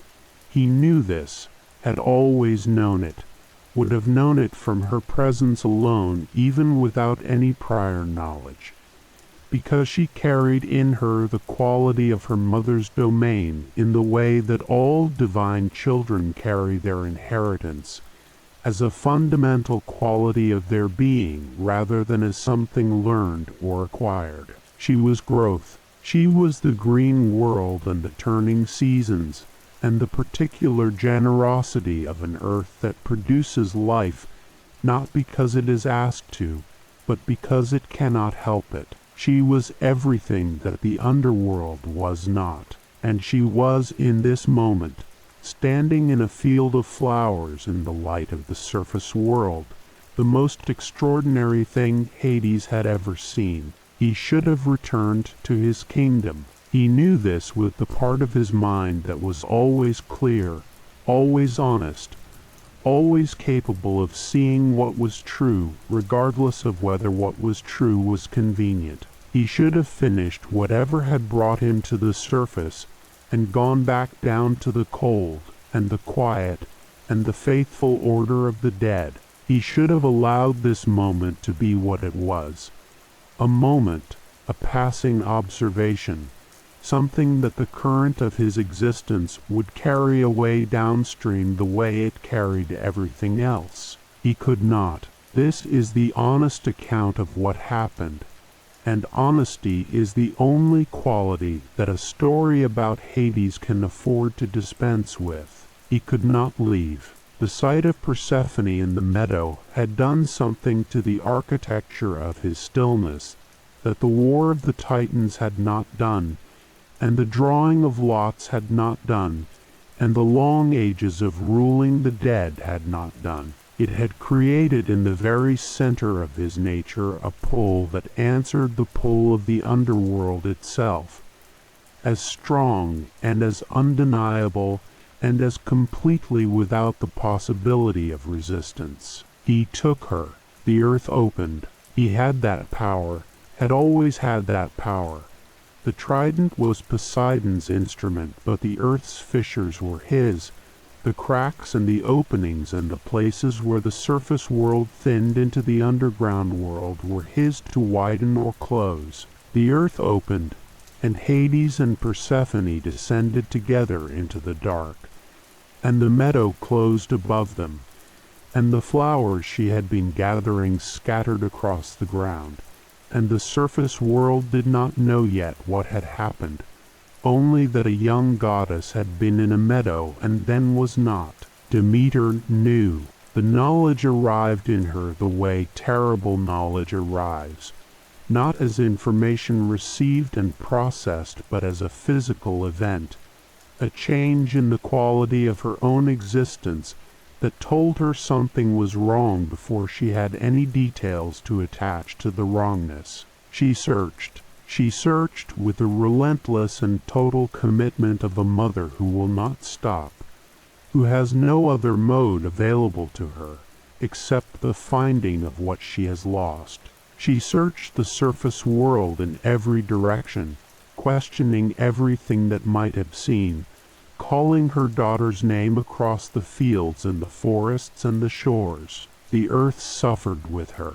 This is not a metaphor. The earth literally suffered. Demeter was the grain, was the growing things, was the principle of fertility and abundance that made the surface world capable of sustaining life. And when Demeter's grief became total, her connection to that principle severed in the way that extreme pain severs a person from the ordinary functions of their existence. The grain stopped growing. The trees held their leaves and then released them, not in the ordinary cycle of autumn, but in the desperate release of things dying rather than resting. The ground hardened. The sky went gray with the gray of a world from which the source of warmth has been removed not by season but by loss. Mortals were hungry. Animals were hungry. The surface world was dying in the slow and dreadful way that things die when the source of their sustenance is removed, gradually and then faster, and then with a momentum that threatened to become irreversible. Below all of this, in the palace of black stone, Hades sat with Persephone. He had not expected what happened next, which was that she was not simply present but was herself, completely and without diminishment, as fully and forcefully herself in the underworld as she had been in the meadow above. He had brought her to the dark expecting. He was honest enough to acknowledge this, even in the privacy of his own understanding, that the dark would change her, that the removal from the surface world would soften the quality of her presence the way absence often softens things, that she would become in his kingdom something quieter and more manageable than the creature he had seen gathering flowers in the full light of the afternoon. She was not quieter. She was angry in the way that very strong things are angry, not with the theatrical anger of gods who used their emotion as a tool of expression or intimidation, not with the hot and consuming anger of beings whose nature was fire. She was angry with a cold and directed quality that reminded him, in the deepest and most uncomfortable way, of his own nature. She looked at him across the vast cold hall of the palace with eyes that were not afraid and were not impressed and were not going to become either of those things. And she said nothing for a long time, and the nothing she said had more force in it than anything she could have said with words. He felt it. He did not know how to respond, because responding was not a skill his solitary existence had required him to develop. He had administered his kingdom. He had made his judgments. He had communicated when communication was necessary and been silent when it was not. And the silence had always been his preferred mode, the mode in which he felt most himself. But Persephone's silence was different from his silence, in a way that demanded a response, that created in the space between them a pressure that his own comfortable silence had never created. He told her what he felt. This was perhaps the most extraordinary thing he had ever done, more extraordinary than enduring the years in his father's dark interior, more extraordinary than enduring the war, more extraordinary than descending into his kingdom and claiming it as his own. He opened the stillness that was his most fundamental quality and spoke from inside it, plainly and without ornament, the way he did everything, without performance, without the softening of feeling into something more palatable, without the impulse to make himself appear better or more deserving than he was. He told her that he had seen her in the meadow, and that what he had felt had been unlike anything he had felt before. He told her that the underworld was real, and that it was his,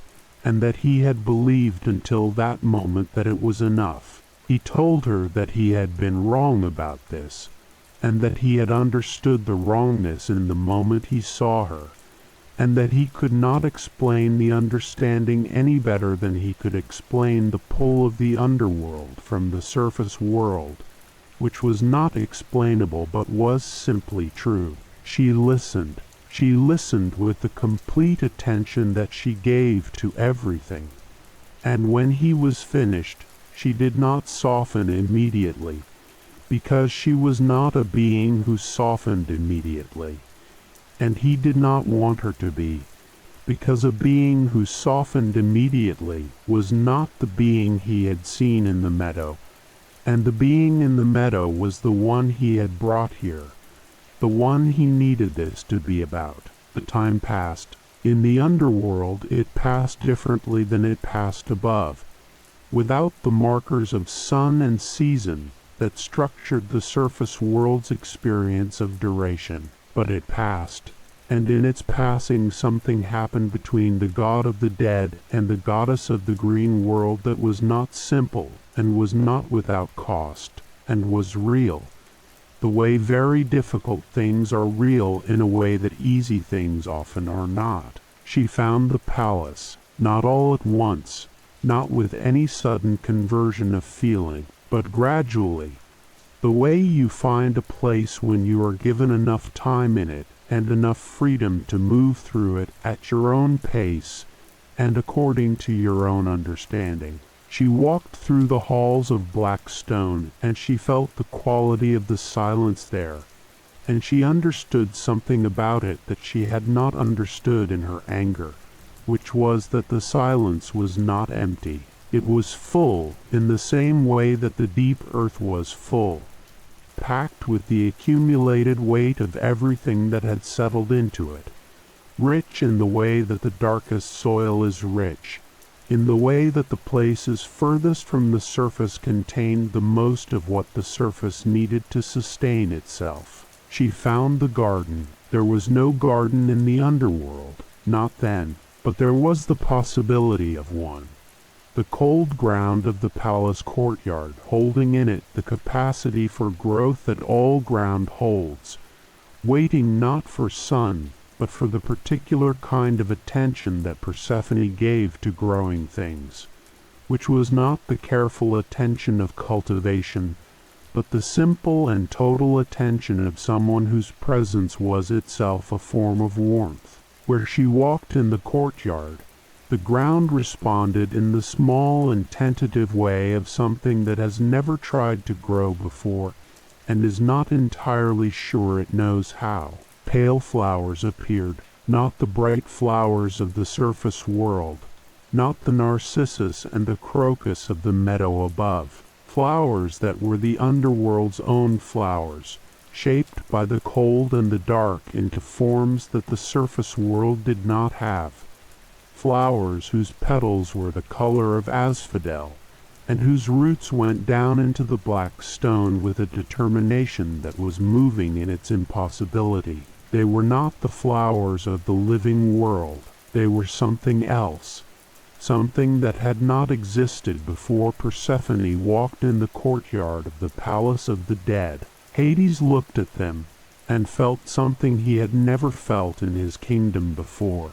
Something was alive here, not the dead, who were present but were not alive in this sense, not Cerberus, who was warm and beloved but was not this. Something was alive in the palace of the dead, in the way that a fire is alive in a cold room, not merely present but actively changing the quality of the space around it, not merely existing but producing in its existence the particular quality of warmth that had never been here before. He did not press her. He waited, in the way that he waited for everything, completely, without urgency, with the patience of a being who understood that what was worth having was worth waiting for.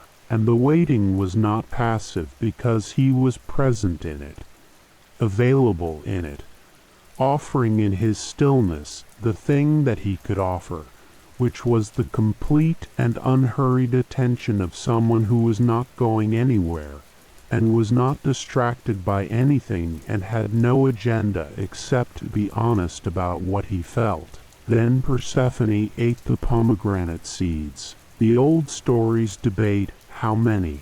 Some say 3, some say 6, some say 7. The number matters less than the act, which was a choice.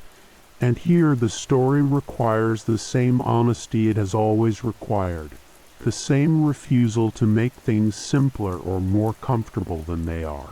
It was a choice made in the complex way of real choices, in the way of decisions that are both free and constrained, both fully voluntary and shaped by everything that had led to the moment of their making. She was not tricked. She was not deceived. She ate the seeds of the pomegranate in the palace of the dead, and the eating bound her to the underworld for a portion of every year. And the binding was real, and the choice was real, and both things could be true at once. Then Hermes came. He arrived in the way he always arrived, suddenly, in the between space, the messenger of the gods descending with the authority of Zeus's command, which was the command of a surface world that was dying without Demeter's attention and needed Persephone returned. The compromise was made in the formal and binding way of divine agreements. A portion of the year below, a portion above, the pomegranate seeds determining the proportion. The wheel of the year forever after divided between the kingdom of the living and the kingdom of the dead.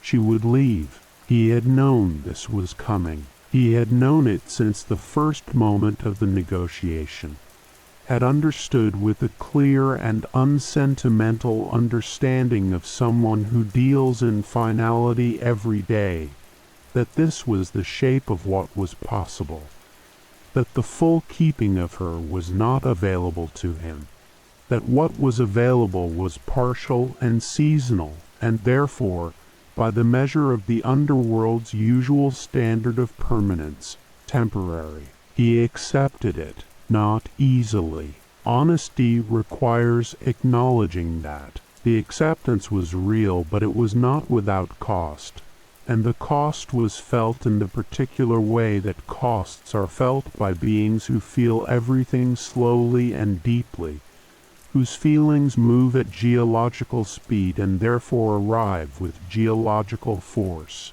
He accepted the compromise, and he sat in the palace of black stone, and he waited for the first time that she left, which arrived as all things arrived in the underworld, without hurry, without the possibility of being forestalled, with the absolute and final quality of something that is simply going to happen. She walked toward the path that led upward to the surface world. She paused at the gate. She turned and looked at him across the gray light of the kingdom, and what was in her eyes was not pity, and not gratitude, and not any of the simple feelings that a simpler story would have put there. It was something more complex and more honest than any of those things. It was the look of someone who is found in an unexpected place, something that was real, and who carries the reality of it with them as they leave, and who will carry it with them through all the bright seasons of the world above, through all the light and the growth and the warmth that the surface world offered and the underworld could not. He held her gaze. Then she was gone, and the palace was what it had been before she came, which was cold and dark and orderly and entirely itself, and yet different from what it had been before she came, in the way that a room is different after a fire has burned in it, not changed in any obvious way, but warmer in some quality of the air, warmer in the memory of what warmth had been there. The stone itself holding in its molecular depth a faint and permanent trace of the impossible flowers that had grown in the courtyard. Above, the earth answered. Demeter felt her daughter returning, and the grain remembered what it was, and the trees remembered their leaves, and the ground softened, and the sky cleared, and the surface world that had been dying came back to itself, in the particular way of things returning from the edge of ending, with the quality of relief made into season, made into the green urgency of spring. And in the palace of the dead, Hades sat with Cerberus at his feet and felt the absence of her, the way the stone floors felt the absence of the flowers, completely, honestly, without the consolation of pretending that what was gone had not been real. He waited, as he had always waited, for everything, as he would always wait, with the patience of the deep dark, and the cold stone and the rivers moving in the distance and the dead in their fields, all of it holding its breath for the part of the year that would turn again, as the year always turned toward the season of her return. The palace held the memory of pale flowers in its courtyard stones, and the rivers moved in their soft and ancient way, and Hades waited in the cold and faithful dark for the turning of the year, and the kingdom went on as it had always gone on, receiving its dead, sorting its souls, maintaining the profound and necessary order of the place below all places. And then the living came, not often. The underworld was not a place designed for the living, was not equipped for them in the way it was equipped for the dead, did not have the right quality of air or light, or the right texture of existence, for beings who were still in the middle of their lives, still connected to the surface world by the thread of breath and heartbeat. The living who descended did so against the natural order of things, against the deep logic of a kingdom whose fundamental principle was that entry was one-directional. You came here at the end, and you stayed, and yet they came, a handful of them, across all the long ages of gods and heroes, and the extraordinary mortals, whose stories the surface world told over and over, until the telling wore grooves in the air. They came for different reasons, and with different qualities of courage and desperation and love, and Hades received each of them in the same way he received everything, with the complete and unhurried attention of someone who is not surprised by what arrives because the underworld has seen everything, but who is not indifferent to it either, because indifference was not his nature any more than cruelty was. The first was Orpheus. He heard him before he saw him. The music came down through the stone of the underworld the way the sound of the sticks came through the stone, not as airborne sound but as vibration, as something felt in the body before it was heard by the ear. But where the Styx's voice was ancient and sourceless, the product of a river that had been moving since before the concept of music existed, this was something entirely different. This was human music, mortal music, the product of a specific person playing a specific instrument with a specific grief that was so concentrated and so pure that it had acquired a force that ordinary music did not have. Hades felt it moving through the stone of his palace and sat very still. He had heard music before. The surface world's music drifted down to the underworld in the way that all strong human experience drifted down, faintly, transformed by the distance and the substance of the earth between, arriving not as the thing itself but as an echo of the thing, a quality of emotion stripped of its specific content. He had felt joy and grief and the particular ecstasy of song arrive in this transformed way, and had recognized them for what they were, and had not been particularly moved by them, in the way that someone who lives very far from the sea is not particularly moved by a cup of salt water.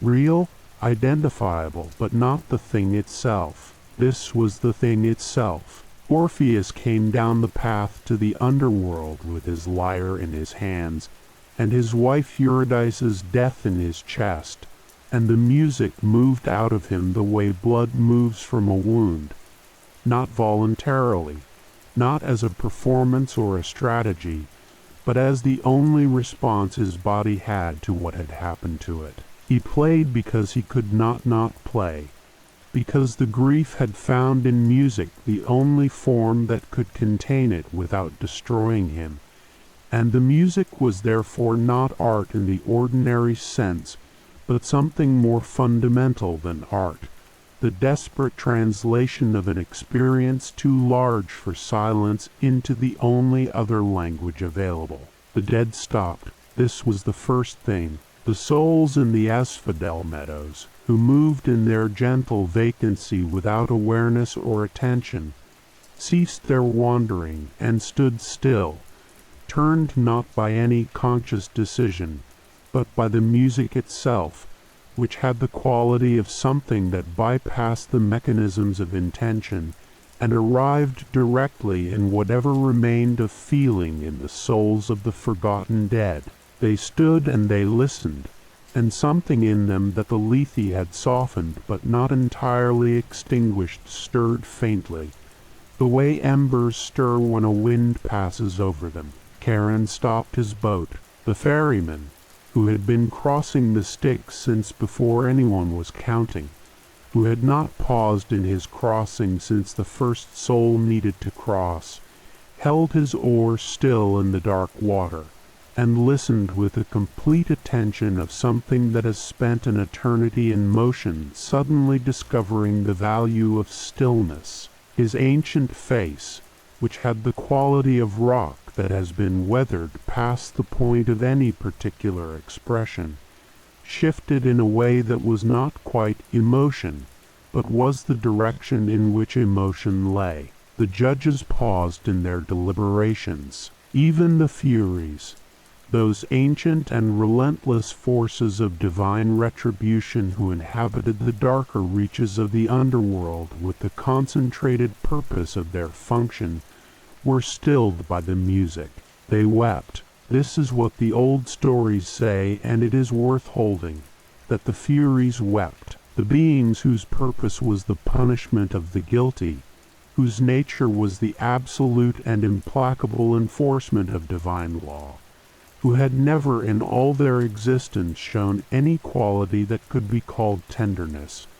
They wept at the music of Orpheus, and the tears on their ancient faces were real tears, the tears of something that has not felt for a very long time suddenly feeling. And Hades sat on his throne of black stone and felt the music move through him. He had believed himself beyond being moved by things, in the way that the music was moving everyone in his kingdom. He had spent his existence in the perfect stillness of the deep, had developed in that stillness a quality of equanimity that was genuine, not performed, not a protection, but simply his nature, the nature of something that had seen everything and been present for everything, and had arrived at a place of complete acceptance of what things were.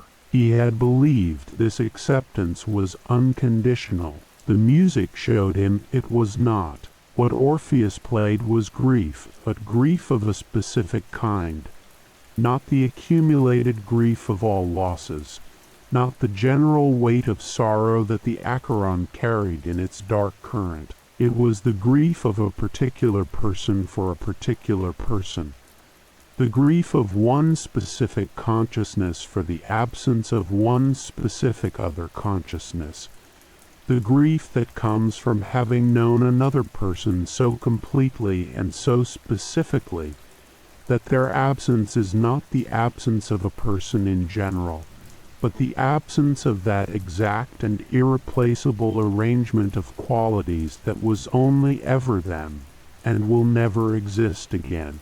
This was the grief that undid him, not because Hades was sentimental.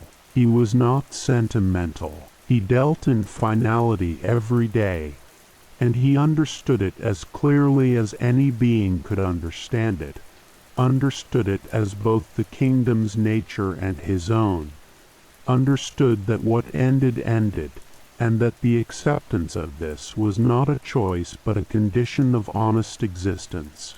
He was not undone by the grief, because he was moved to disagree with the finality. He was undone because the grief was true. Everything true moved him, eventually. This was the deepest quality of his nature. Underneath the stillness and the patience and the preference for dark, the absolute and total commitment to what was real, the inability to remain unmoved by something that was genuinely and completely honest. The music of Orpheus was the most honest thing that had ever entered his kingdom while it was still alive, and the honesty of it reached past every layer of his equanimity and touched something at the very center of what he was. He wept, a single tear, the old stories say, and the detail is right not because it is literally precise, but because it captures the quality of what happened, the complete and total expression of something in a form as minimal as it could take while still being real. The grief of a god who did not weep, expressing itself in the smallest possible acknowledgement of what the music had reached. Persephone was beside him. She had returned for her season of the underworld, and she sat on her own throne of pale stone beside his throne of black. And when he wept, she did not speak, because she understood that some moments are for silence, that what was happening between her husband and the music of this mortal boy was something that did not need her words, but needed only her presence, her witnessing, her acknowledgement that it was real. He called Orpheus to him. The young musician came through the throne room with his lyre still in his hands, and his grief still in every line of his body.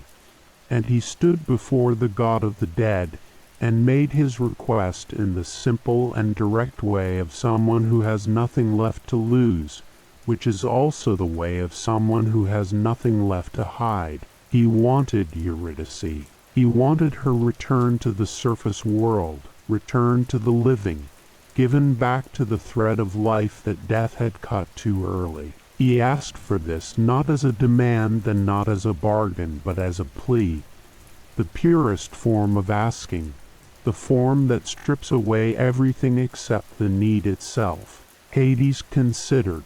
He considered with the full quality of his attention, with the honesty that was his most fundamental quality. He thought about what it meant for the order of his kingdom to allow what was being asked. He thought about the principle of finality, which was not merely a rule he had decided to follow, but the deep logic of what death was and what it meant. He thought about the music and what it had done to him and to everyone in his kingdom, and he thought about the truth of what Orpheus's grief expressed, and he thought about Persephone beside him. He said yes, one condition: Orpheus would lead Eurydice out of the underworld, and he could not look back.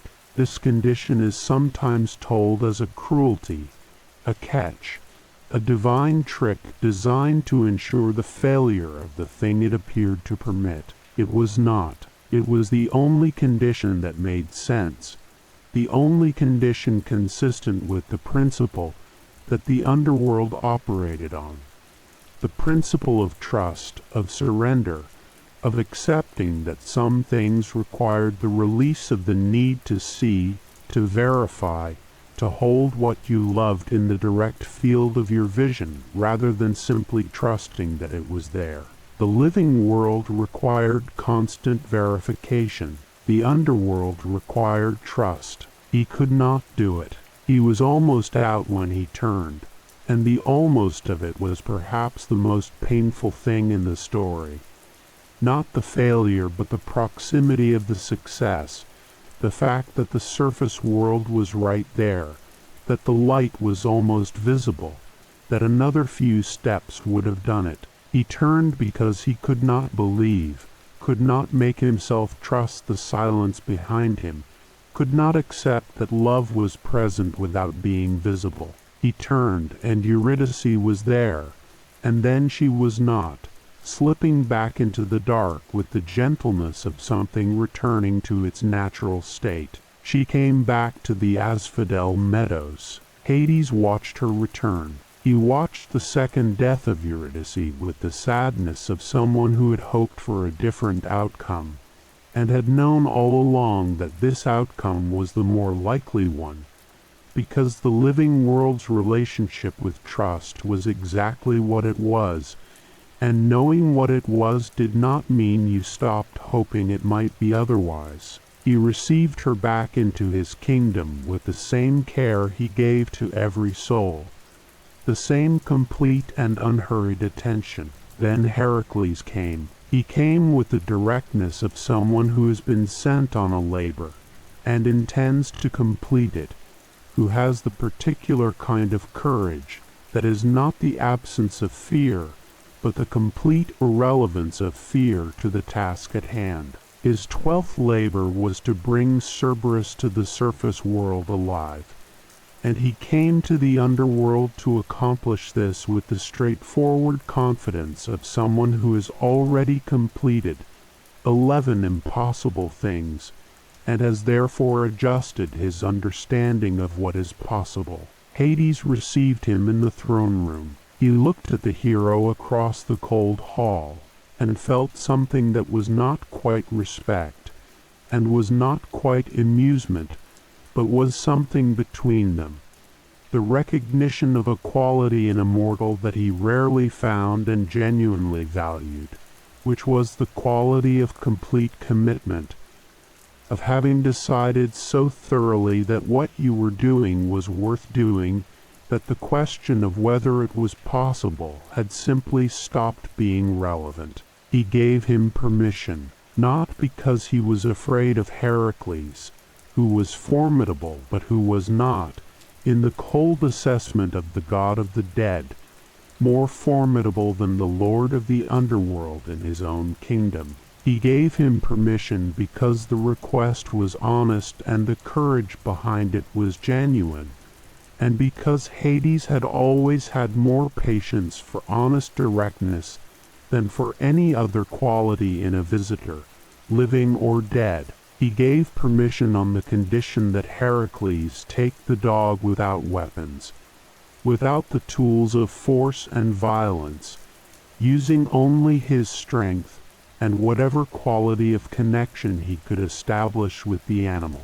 Cerberus went with Heracles with the resigned cooperation of an animal that trusts its owner's judgment, even when it does not understand the reason for what is being asked. Hades watched them go with a particular patience of someone who already knows the ending, which was that the dog would be returned when the labor was complete, and would come back to his gate and press his great head against his master's hand, and the 3 mouths would make the sound that was not quite growl and not quite purr, and the kingdom would be complete again.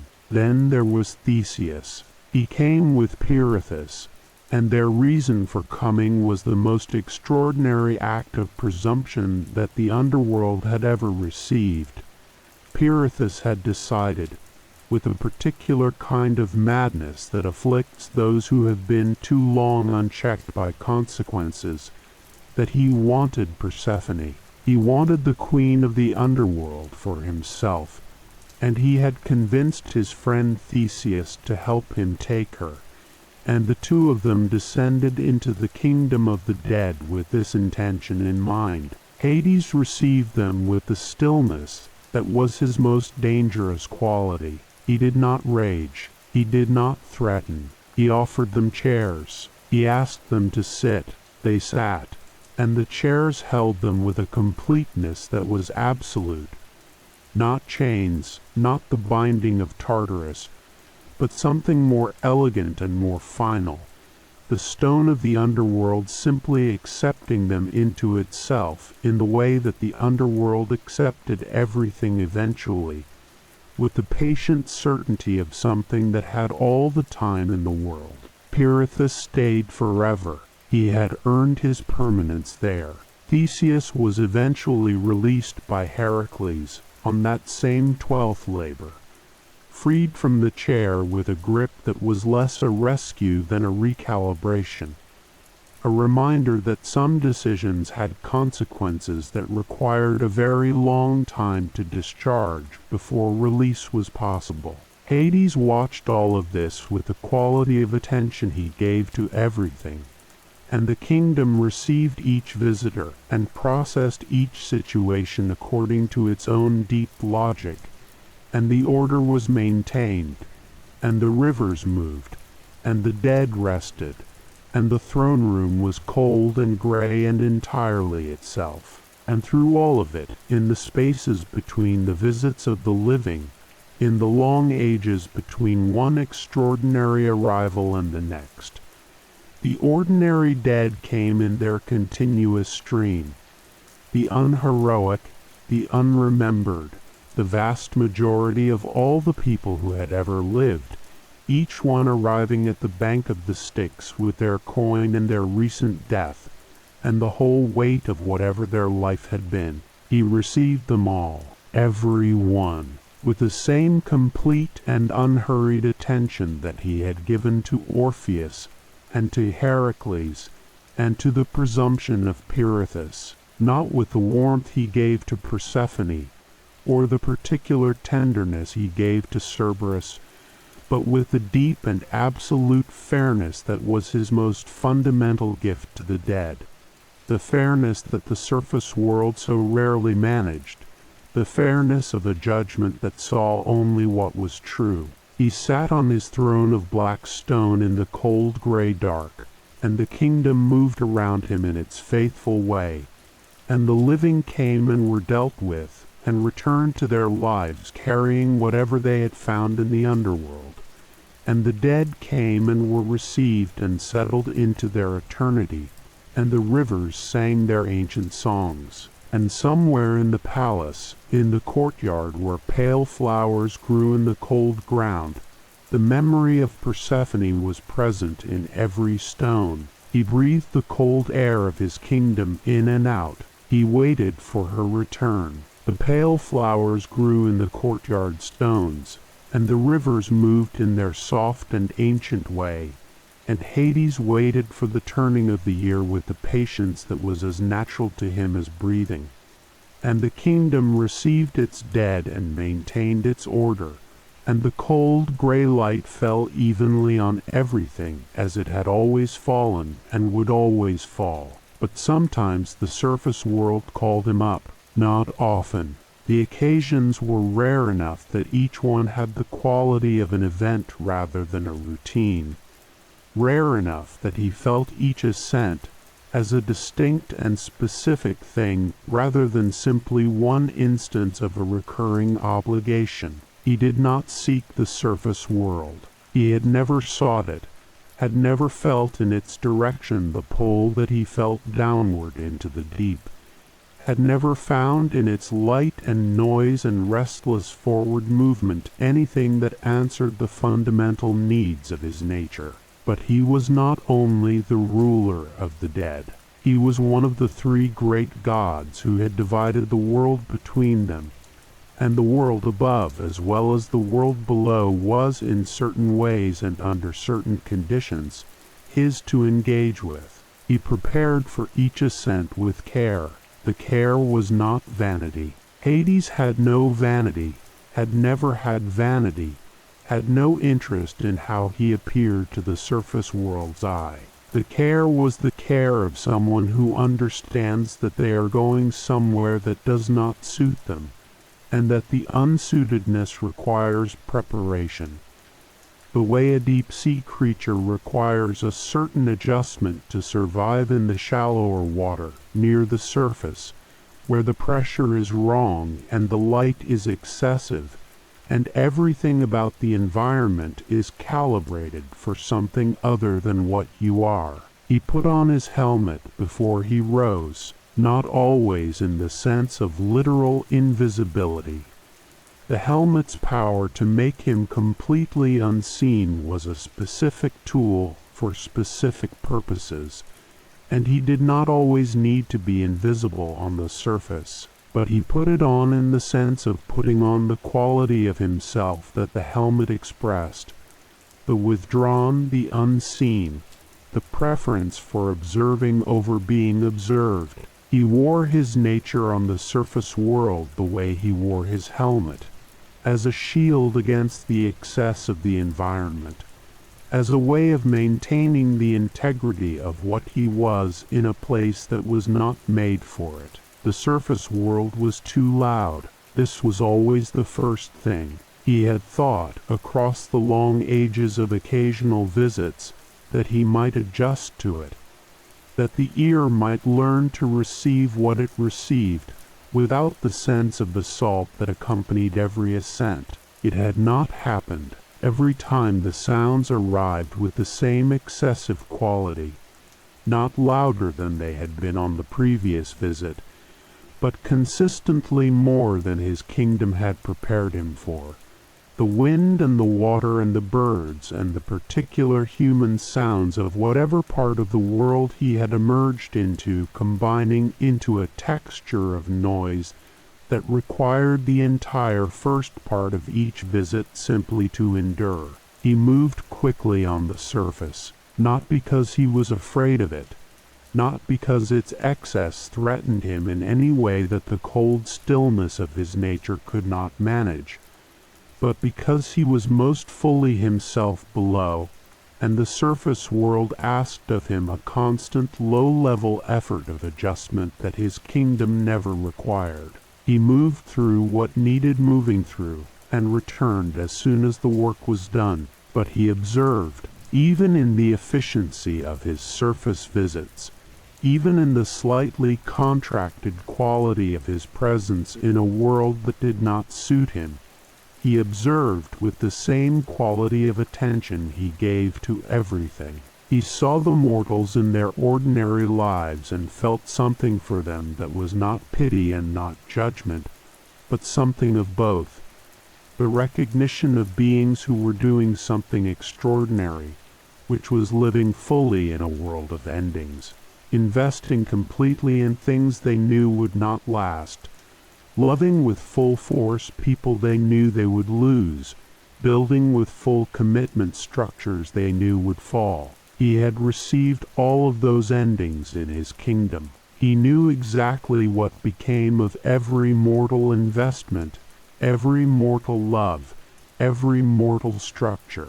He knew the precise quality of the last moment of every life that had ever come to him, knew the weight of what the dead carried when they arrived at the bank of the Styx. He knew the grief and the loss, and the ordinary completion of ordinary lives better than anyone in the universe, and this knowledge did not make him cynical about what the living did.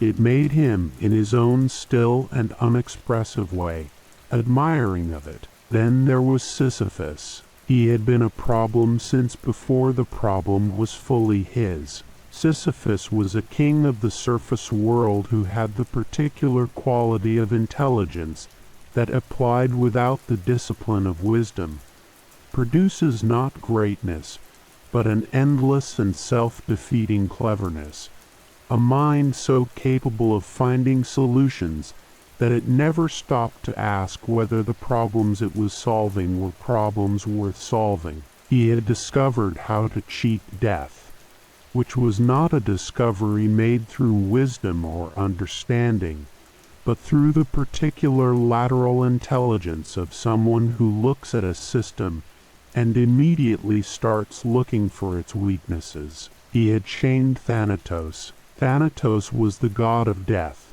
the force of the ending itself, distinct from Hades, who was the god of the dead, the keeper of what had ended rather than the ending itself. Sisyphus had somehow managed to bind Thanatos in chains, and while Thanatos was bound, the surface world stopped dying, which sounds like a gift and was in practice a horror, not because death was good, but because life without the possibility of ending was not more life but something else entirely, something that accumulated without releasing, that continued without completing, that was eventually indistinguishable from a kind of eternal and inescapable sameness. Hades came to the surface for this. He came with the cold and directed purpose of someone who has a specific and non-negotiable task to complete. He found Sisyphus, and he found Thanatos bound in whatever clever trap the king had constructed.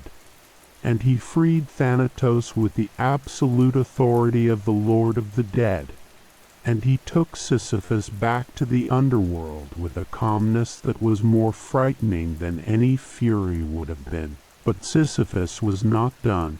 Before he died, he had instructed his wife not to perform the funeral rites, not to place the coin beneath his tongue or make the offerings that were customary. And when he arrived at the bank of the Styx without his coin, he appealed to Persephone, who was in her season below, with the particular pathos of a man who understood exactly which authority to appeal to in which situation, who understood that the Queen of the Dead might be moved by what the King of the Dead would not be moved by. Persephone allowed him to return to the surface to chastise his wife for the lack of rights. He did not come back. He went back to his city, and his kingdom, and his life, and his cleverness, and he lived for a long time on the surface world. And when he finally died the second time, he arrived at the underworld carrying the full weight of what he had done, and looking at Hades across the throne room with the expression of a man who understands that he has exhausted every option and is now simply here. Hades looked back at him with the complete and patient attention of someone who has been waiting. The punishment that was given to Sisyphus was the one that the old stories have always remembered. And it has been remembered because it is the punishment that fits with the perfection of something that was designed, not by the desire for cruelty, but by the deep logic of a nature meeting its consequence. He was given a boulder and a hill, and the task of rolling the boulder to the top. And the boulder rolled back down, and he rolled it up again, and it rolled back down again forever, not as torture, not as the expression of a desire to cause suffering, as the precise external expression of what Sisyphus had always been internally. A man engaged in the endless and self-defeating application of effort to a problem that his own nature ensured could never be solved. He had spent his life trying to defeat finality, to overcome the ending, to push the boulder of his cleverness to the top of the hill of mortality and have it stay there. It had never stayed. It could never stay. And now the truth of what he had always been doing was made literal, was given physical form, was made visible, not as punishment but as clarity, the most honest possible account of a life that had been spent in exactly this way. Hades watched him begin, and then turned away. He came to the surface on other occasions, fewer and more private than the Sisyphus episode. Occasions that the old stories did not always record because they were quieter and less dramatic, and happened in the spaces between the events that the poets found worth telling. He came to observe the living world in the particular way of someone who knows the ending of every story, and is watching the middle of it with the full knowledge of what the middle is moving toward. He watched cities being built. He had received the dead of those cities for all the time they existed, and would receive them for all the time they would exist, which was not forever. Everything the mortals built was temporary, and he knew the precise quality of its temporariness, not in the abstract, not as a philosophical proposition, but as the direct knowledge of someone who had processed the endings of everything that had ended so far, and had no reason to believe the pattern would change. The The cities were beautiful in the way that temporary things are beautiful, in the way that the beauty of a thing is heightened rather than diminished by the knowledge of its ending. He watched from the edges, in the shadows, in the places where the light was thin, and the boundary between the surface world and the deep was closest. He stood in doorways and at the borders of things, and he watched the living go about the extraordinary, ordinary business of their lives, eating, speaking, working, loving, arguing, sitting together in the evening when the day's work was done in the particular companionable silence of people who have nothing left to say to each other, and no need to say anything. He watched a man sit beside his dying father. This was the kind of thing that brought him to the surface world in ways that were not administrative, not related to any specific problem that required his intervention. He came sometimes simply to witness the moments that were approaching his kingdom, to see with living eyes what he would later receive with the eyes of the dead. The man sat beside the bed of his dying father, and held the old man's hand and said nothing, because there was nothing to say that the holding of the hand did not say better. The father's breathing was slow, and the room was quiet, and the light was the particular light of a late afternoon that was also an ending. And Hades stood in the doorway, invisible in his helmet, and felt the quality of the moment with the full weight of what he was. The father died as evening came. Hades received him in his kingdom the next morning, the old man arriving at the bank of the Styx with his coin and his death and the whole texture of a long life behind him.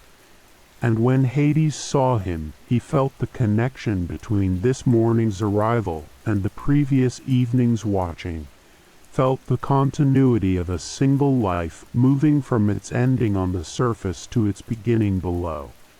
And he received the old man with the same care he gave to every soul that arrived, but with the additional quality of having known the moment of his ending, of having been there at the last breath. His relationship with Hermes was the most functional and the most honest of all his relationships with the surface world. Hermes moved between the worlds with the ease of someone whose nature was transition itself, who felt equally at home in the underworld and on the surface in the same way that a river is equally at home in the mountains and in the lowlands, because it is the movement between things rather than any fixed location that defines it. Hermes brought the newly dead down to the underworld, shepherding them from the moment of their death to the bank of the Styx where Charon waited, and this work was done with the same efficiency and lightness that characterized everything Hermes did. They met regularly at the boundary between the worlds. These meetings were brief and businesslike in the way of two people who understand each other's nature and have no need to elaborate on it. Hermes would deliver his charges, and Hades would receive them, and between the delivering and the receiving there was occasionally a conversation, not long, not personal in the way of the conversations Hades had with Persephone, but honest in the way of conversations between beings who are too old and too clear-eyed to waste time on anything that was not true. Hades found in these conversations something he had not expected to find in his dealings with any Olympian except Persephone, which was a kind of ease, not the ease of similarity.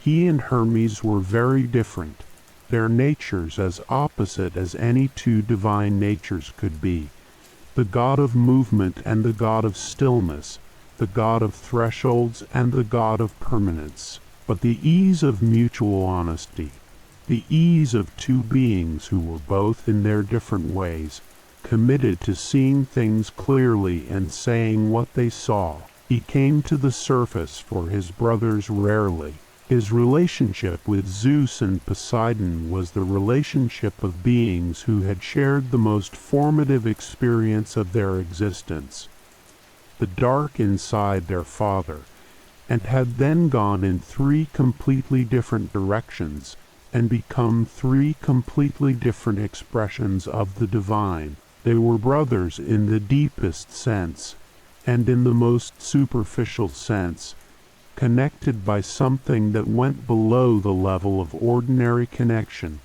and separated by everything that had grown up above that level, across all the long ages of their separate existence. Zeus he respected without warmth. The king of the gods was what he was, capable and proud and imperfect in the particular ways of powerful things that have been powerful for a long time. They did not conflict often, because the underworld was beneath Zeus's authority in the most literal possible sense, not subject to the governance of Olympus, operating according to its own deep law. But when they met, Hades felt in Zeus's presence the particular kind of discomfort that comes from being in the presence of someone whose energy is entirely opposite to your own. Zeus's relentless brightness and force pressing against Hades's stillness and depth in a way that required constant and effortful management. Poseidon he understood better. The sea god's depths were real, whatever surface noise accompanied them, and the two of them shared a quality of ancientness, of having been shaped in the dark before the surface world fully formed them, that Zeus with his sky and his brightness had not been shaped by in the same way. When Hades came to the surface and found himself near the sea, he sometimes stood at the shore and felt his brother's presence in the water, and felt in that presence something that was not quite kinship, and was not quite recognition, but was something between them, the acknowledgement of two different deep things existing in proximity. He never stayed long. The surface world received him with the same indifference it received everything, neither welcoming him nor rejecting him, simply continuing its bright and busy existence without any particular adjustment to the presence of the Lord of the Dead moving through it. This was as it should be. He would not have wanted adjustment, would not have wanted the surface world to soften its excess out of courtesy for his preferences. He wanted it to be what it was, as he wanted everything to be what it was. And what the surface world was included being too loud and too bright and too relentlessly alive for a god who had been made in the dark. He descended. Each time the descent was a relief in the same way and to the same degree. The light thinning above him, the sound fading, the cold arriving in its patient way around him, the stone of the earth closing over his head, and the underworld opening below him in its gray and permanent way, all of this arrived with the quality of return, of a body settling back into the posture it was made for, of a consciousness relaxing from the effort of existing somewhere it did not belong into the ease of existing somewhere it did. He came back to his palace through the gray light of the kingdom, past the asphodel meadows where the dead moved in their gentle vacancy, past the sound of the rivers, past the gate where Cerberus waited with the warm and absolute faithfulness of something that does not know how to be anything except exactly what it is. The dog pressed its great head against his hand. He sat beside him for a while in the cold at the gate of the kingdom, one hand on the warm fur, the other resting on the black stone of the threshold. And he felt the underworld around him in its entirety, its depth and its cold and its gray light and its rivers and its dead and its perfect and necessary order. And he felt the surface world above him in its entirety, everything he had just come from, all its noise and brightness and extraordinary ordinary beauty, and its constant and unstoppable making of the dead that he would receive forever. He breathed the cold air of the underworld, in and out. The kingdom held its silence around him. Cerberus was warm at his side, and the year continued its turning toward the season of her return. And the pale flowers in the courtyard waited for the warmth that only she could bring to the cold ground of the kingdom of the dead. And the rivers moved in the dark, and Hades sat at the gate of everything and was entirely, completely, perfectly still. The year turned in its faithful way, and the pale flowers waited in the courtyard stones, and Cerberus was warm at the gate, and the rivers moved in the dark, and the kingdom held its perfect and ancient order. And Hades sat in the stillness of his palace and felt the whole of what he was and what he had made and what had been given to him, and felt it settle around him like the cold itself, completely, permanently, without remainder. The dead came. They had always come, and they would always come, and this was the most fundamental fact of his existence. More fundamental even than the darkness or the cold or the quality of the silence in the deep halls of his palace. The dead came because everything that lived eventually stopped living, and everything that stopped living came here.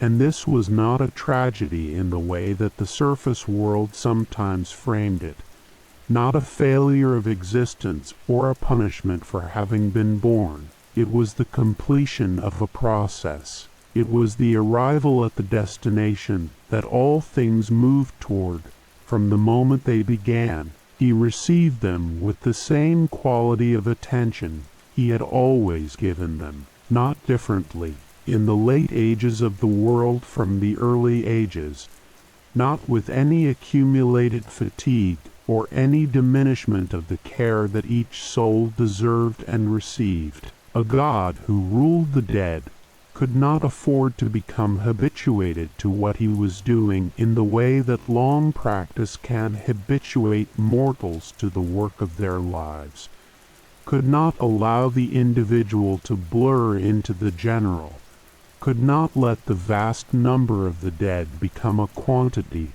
rather than a collection of particulars. Each soul was itself. Each arrival was its own event. He gave each one what he had always given, the unhurried, complete, entirely fair attention of a god who understood that what he was receiving was the whole of a life, and that the whole of a life, however ordinary, however brief, however unremarkable by any external measure, was a thing of absolute and irreducible weight. He thought about the number of them. He did this sometimes in the deep hours, sitting in the throne room with Cerberus at his feet, and the rivers moving in the distance, and the gray light falling evenly on the black stone walls. He thought about the number of souls his kingdom contained, not as a quantity he could enumerate, not as a figure that could be expressed as a number,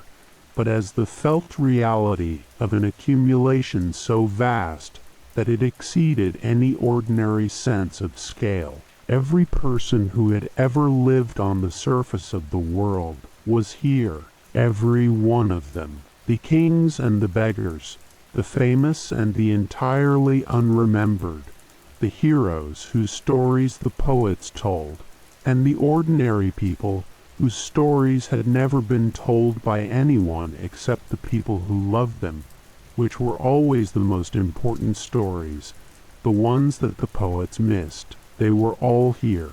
The first mortal who had ever died, whoever that was, in whatever early age of the world, in whatever small and nameless community on the surface of the young earth, was here in the asphodel meadows in their gentle wandering. And every mortal since then was here. The unbroken chain of all human ending was present in his kingdom, stretching back to the beginning of mortal existence, each link in the chain a complete and specific life that had been fully itself, and had come at last to rest here in the quiet below everything.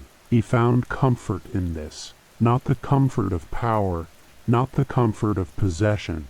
The dead were not his in the way that possessions are owned, were not his to use or to deploy or to take pride in as a display of his own greatness. They were his in the way that responsibility is owned, in the way that care is directed, toward, not over. He was the guardian of what had ended, the keeper of the final rest, and the rest he kept was real, was genuine, was the deepest and most permanent rest available in the entire range of existence. He thought about the surface world, and what it was doing in the late ages of the world. He knew it from below the way he had always known it, as a pressure above him, as the source of the continuous stream of the dead, as the place that generated the content of his kingdom through the ongoing work of living and dying that had not stopped since the first mortal drew a first breath. He felt it the way you feel a river above you when you are in the deep water, present, moving, its motion communicating itself downward through the medium between, not as sound exactly but as a quality of the water, a faint and distant turbulence in the surface that translated into something calmer and slower by the time it reached the depths. The world above was changing in the way that the world always changed, continuously, in ways too gradual to observe directly, accumulating the weight of its own history, until the weight produced a shift that was sudden in appearance and anything but sudden in its actual generation. New peoples came to the shores of the sea, and old peoples changed in response to their coming. New ideas moved through the minds of mortals like weather, moving through a landscape, changing the texture of what was there without erasing it, adding to the complexity rather than replacing what was previous. New names were given to old things, and the old names became what all old names became: echoes, resonances, the sound of a word that had been spoken so many times that the speaking of it had worn its original meaning down to something more essential and more permanent than the meaning had been when it was new. The names of the gods changed. This was the thing he was aware of most acutely, in the way that a being is aware of changes in the thing that most directly affects them. The world above was beginning, slowly, in the gradual and uneven way that all large changes begin, to understand the gods differently than it had understood them. The old relationship, in which the gods were as immediately and personally real as the next person you met on the road, was giving way to something more distant and more abstract, a relationship in which the divine was still real but real in a different mode, more felt than seen, more principle than person. He was not troubled by this. He had received the dead of all the ages, had received them from the age of the Titans and the age of the heroes and all the ages between and after. And what he had learned from the receiving was this: the relationship between the living and what they called divine had always been changing, had never been fixed in any form for longer than the span of a few generations, had always been in the process of becoming something different from what it had just been. The gods did not change in this process. What changed was the mortal understanding of the gods, which was a different thing, a thing that said more about the changing nature of mortal consciousness than it said about the permanent nature of divine reality. He was still here. The underworld was still here. The rivers still moved, and the dead still came, and Charon still crossed the Styx in his slow and eternal arc, and the judges still rendered their fair decisions in the hall near the entrance, and Cerberus still kept his faithful vigil at the gate, and the asphodel meadows still held their gentle wandering souls, and the Elysian fields still shone with their quality of permanent afternoon. Nothing of the essential structure had changed, and nothing of it would change, because the essential structure was not a human construction that could be revised or abandoned or replaced with something newer. It was what it was because it was the expression of a truth too old and too fundamental to be subject to revision. What ends comes here. This was the truth, not as a threat, not as a comfort exactly, but simply as the most basic fact of what existence was, that it had an arc, that the arc moved in a direction, that the direction led here, to this cold and quiet place below the roots of everything where all things came to rest in the only rest that was permanent. He had always been the keeper of this truth, and he would always be the keeper of it. And the keeping of it was not a burden, and was not a glory, but was simply his. The thing he was expressed in the form of what he did, which was what the best things always were. Persephone was beside him. She had returned for her season, and the pale flowers in the courtyard were blooming in their impossible cold earth way, their white petals catching the gray light of the underworld and returning it as something slightly warmer, something that was not quite warmth, but was the underworld's own quality of what warmth was when warmth was filtered through stone and dark and the profound quiet of the deep.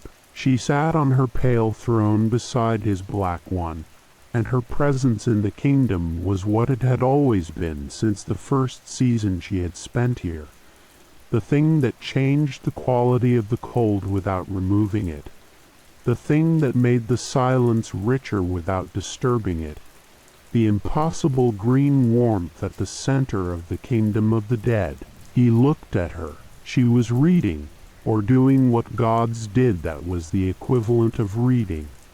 Attending to something with the focused inward quality of a consciousness moving through content rather than through space. She was unaware of being observed, and was therefore entirely herself, which was always when she was most herself, when no audience existed to adjust toward. He watched her with the quality of attention he had given to very few things in his long existence, not the broad and even attention he gave to his kingdom and its dead, not the specific and functional attention he gave to the surface world when duty called him there, but the particular and personal attention of someone watching someone they love, which is the most patient and the most complete form of attention available to any conscious being. She looked up and met his gaze. She did not smile in the ordinary way. She had her own way of acknowledging his attention, a quality of presence that shifted slightly when she knew he was watching, an adjustment so small it would have been invisible to anyone who did not know her completely.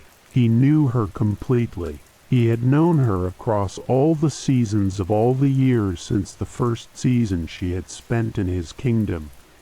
Known her in the way that you know someone when you have been present for all their seasons, when you have watched them in their grief and their strength and their anger and their moments of involuntary beauty, when you have been the person they return to and the place they return from. She returned to what she was attending to. He returned to the stillness. The throne room was quiet in the way it had always been quiet, not empty, not absent of presence, but full of the particular quality of silence that exists in a place where presence is the norm, and sound is the exception, where the absence of noise is not a deprivation but the natural state of things. Cerberus was warm at the foot of the throne, his 3 heads arranged in the sleeping configuration that Hades had come to know in all its variations.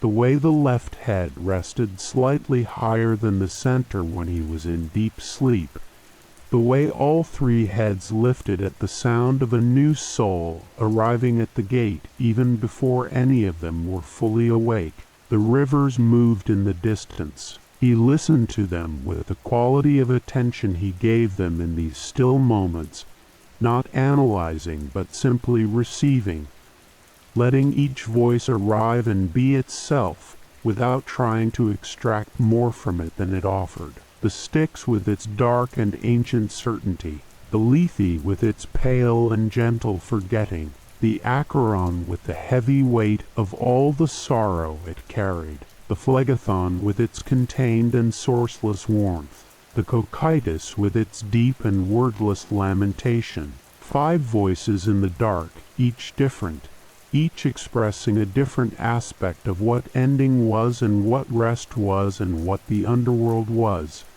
The full complex truth of it expressed in the particular voices of moving water in a lightless place. He thought about the beginning.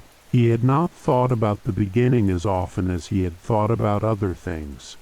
Had not been a god given to nostalgia or to the backward pull that afflicted some beings whose long existence produced in them a preference for what had been over what was. But in these late deep hours of the kingdom's existence, in this particular quality of stillness that felt different from the ordinary stillness of the underworld, he found himself returning to it, not with longing, but with the particular attention of someone who wants to understand the full arc of a thing by holding its beginning and its present together in the same moment of awareness. He had been in the dark before he knew the dark. He had existed in the interior of his father without knowing what existence was, without knowing what father meant, without knowing anything except the bare and absolute fact of being,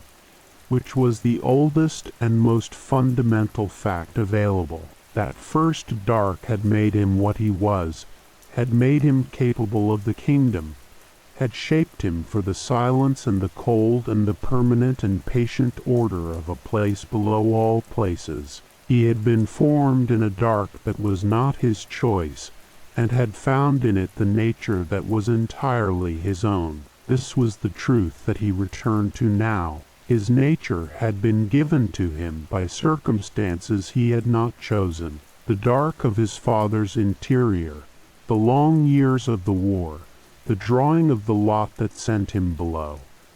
None of these had been chosen in the way that choices are ordinarily made, and yet the result of all of them, the accumulation of everything that had happened to him, and everything he had made of what had happened to him, was this: the cold and quiet and ancient kingdom, and the pale flowers in the courtyard, and the warmth of Cerberus at his feet, and Persephone reading on her pale throne beside him, and the rivers moving their soft and eternal songs through the dark. It was enough, more than enough. It was everything. He let his gaze move slowly through the throne room, across the black stone walls where the gray light fell in its even and sourceless way, across the floor worn smooth by the passage of countless presences, across the great height of the ceiling lost in the darkness above. He let it move through the wide doors of the throne room into the hall beyond, where the shades moved in their quiet administrative way, and through the hall into the kingdom beyond the palace, which he could not see from here but could feel in the way that the lord of a place feels his domain, as an extension of himself, as the territory of his own deepest nature mapped onto the geography of the world below the world. He felt the asphodel meadows and their gentle souls. He felt the Elysian fields and their permanent afternoon. He felt Tartarus in its deep prison below everything. The darkness at the bottom of the darkness, where the defeated Titans sat in their ancient chains, and time moved differently than it moved anywhere else, slower and heavier, each moment the weight of a punishment that was not cruelty but consequence. He felt the gate where Cerberus kept his faithful watch. He felt the bank of the Styx where Charon crossed in his slow eternal arc, and the souls arriving one by one in their continuous stream, each one carrying the whole weight of a life, each one coming to rest at last in the kingdom that had been waiting for them since before they were born. He felt all of it. He was all of it. The kingdom was not something he ruled from the outside, not a territory he administered from a position of external authority. It was the expression of his nature made into place, the shape of what he was given, stone and river, and the gray light of below. Every soul it held was held in the same quality of attention he gave to everything, complete, unhurried, fair in the absolute and unconditional way of a justice that had never been for sale and never would be. Persephone set aside what she had been attending to, and was still. The two of them sat together in the quiet of the throne room, and the silence was the silence of the underworld, but warmer than it had been before she came. Not warm, not the warmth of the surface world, but the underworld's own warmth, the warmth of a cold place that has been inhabited long enough by two presences that the stone itself remembers them, that the air carries some faint quality of their being here together, that the silence has the particular texture of a silence shared rather than a silence endured alone. Cerberus breathed. The slow, deep breath of a sleeping animal moved through the cold air of the throne room, and Hades felt it against his leg, and the warmth of it was real and present, and exactly itself, the warm breath of a creature that loved without complication and guarded without cruelty, and slept at the foot of the throne with the complete confidence of something that knew exactly where it belonged. The rivers moved. They moved as they had always moved, as they would always move, in their slow and eternal way through the dark of the kingdom below the kingdom, each carrying its particular cargo of what the underworld was, and what ending meant, and what it was to rest in the place below all places, where everything came at last to be itself, without the complications of living, without the urgency of a life moving through time toward its end, without anything except the simple and permanent fact of having been. The dead rested in their fields. The pale souls in the asphodel meadows drifted in their gentle forgetting. The bright souls in the Elysian fields moved through their permanent afternoon with the ease of things that have nothing left to become, that are entirely what they are, that have been freed by their own endings from the forward pressure of an existence that was always moving toward something. They were arrived. They were here. They were held in the same kingdom that held all things that had finished their time in the world above, held with the same fairness and the same patience and the same cold and complete and honest care. Hades breathed the cold air of his kingdom in. He held it for a moment that was not a moment exactly, but the quality of a pause, the quality of a presence that is fully aware of itself and fully present to what is around it, fully inhabiting the cold and the dark and the silence and the rivers and the weight of all the dead, and the warmth of the dog at his feet and the presence of the person beside him. He breathed out. The air moved through the throne room in its faint and sourceless way. The gray light fell. The rivers moved. Cerberus breathed. Persephone was still beside him. The dead rested in their fields and their fires, and the judges rendered their fair decisions in the hall near the entrance, and Charon crossed the Styx in his eternal arc, and the souls arrived one by one at the bank of the dark river, and were received into the kingdom that had been waiting for them since before they began. The kingdom held, as it had always held, as it would always hold, below the surface world with its light and noise and extraordinary ordinary beauty, below the sea with its depth and its tides and its ancient and restless power, below the sky with its storms and its stars, and the long transits of the sun and the moon, below all of it, in the cold and the dark and the gray light and the silence, the kingdom of the dead held its quiet and permanent watch over everything that had ended, and everything that would end, and the endless and faithful and completely unhurried work of receiving it all. The cold was complete. The silence was full. The pale flowers in the courtyard grew their impossible petals in the dark, and the Lord of the Dead sat on his throne of black stone with his queen beside him, and his dog at his feet, and his kingdom around him, and his rivers singing their soft and ancient songs in the dark. And he breathed and was still, and held the whole of everything that had ever ended in the same cold and patient and completely honest care that he had given to it since the beginning, and would give to it without end. And somewhere above, very far above, through the long layers of stone and the deep cold water of the rivers, and the gray light of the asphodel meadows, and the warm light of the Elysian fields, and the terrible dark of Tartarus, and the black stone walls of the palace, and the pale impossible flowers in the courtyard. Somewhere above all of that, in the bright and noisy and restless surface world, a person was lying down to sleep. The day was finished. The light was gone. The body was settling into the particular rest that was the surface world's small and temporary version of the rest that waited below.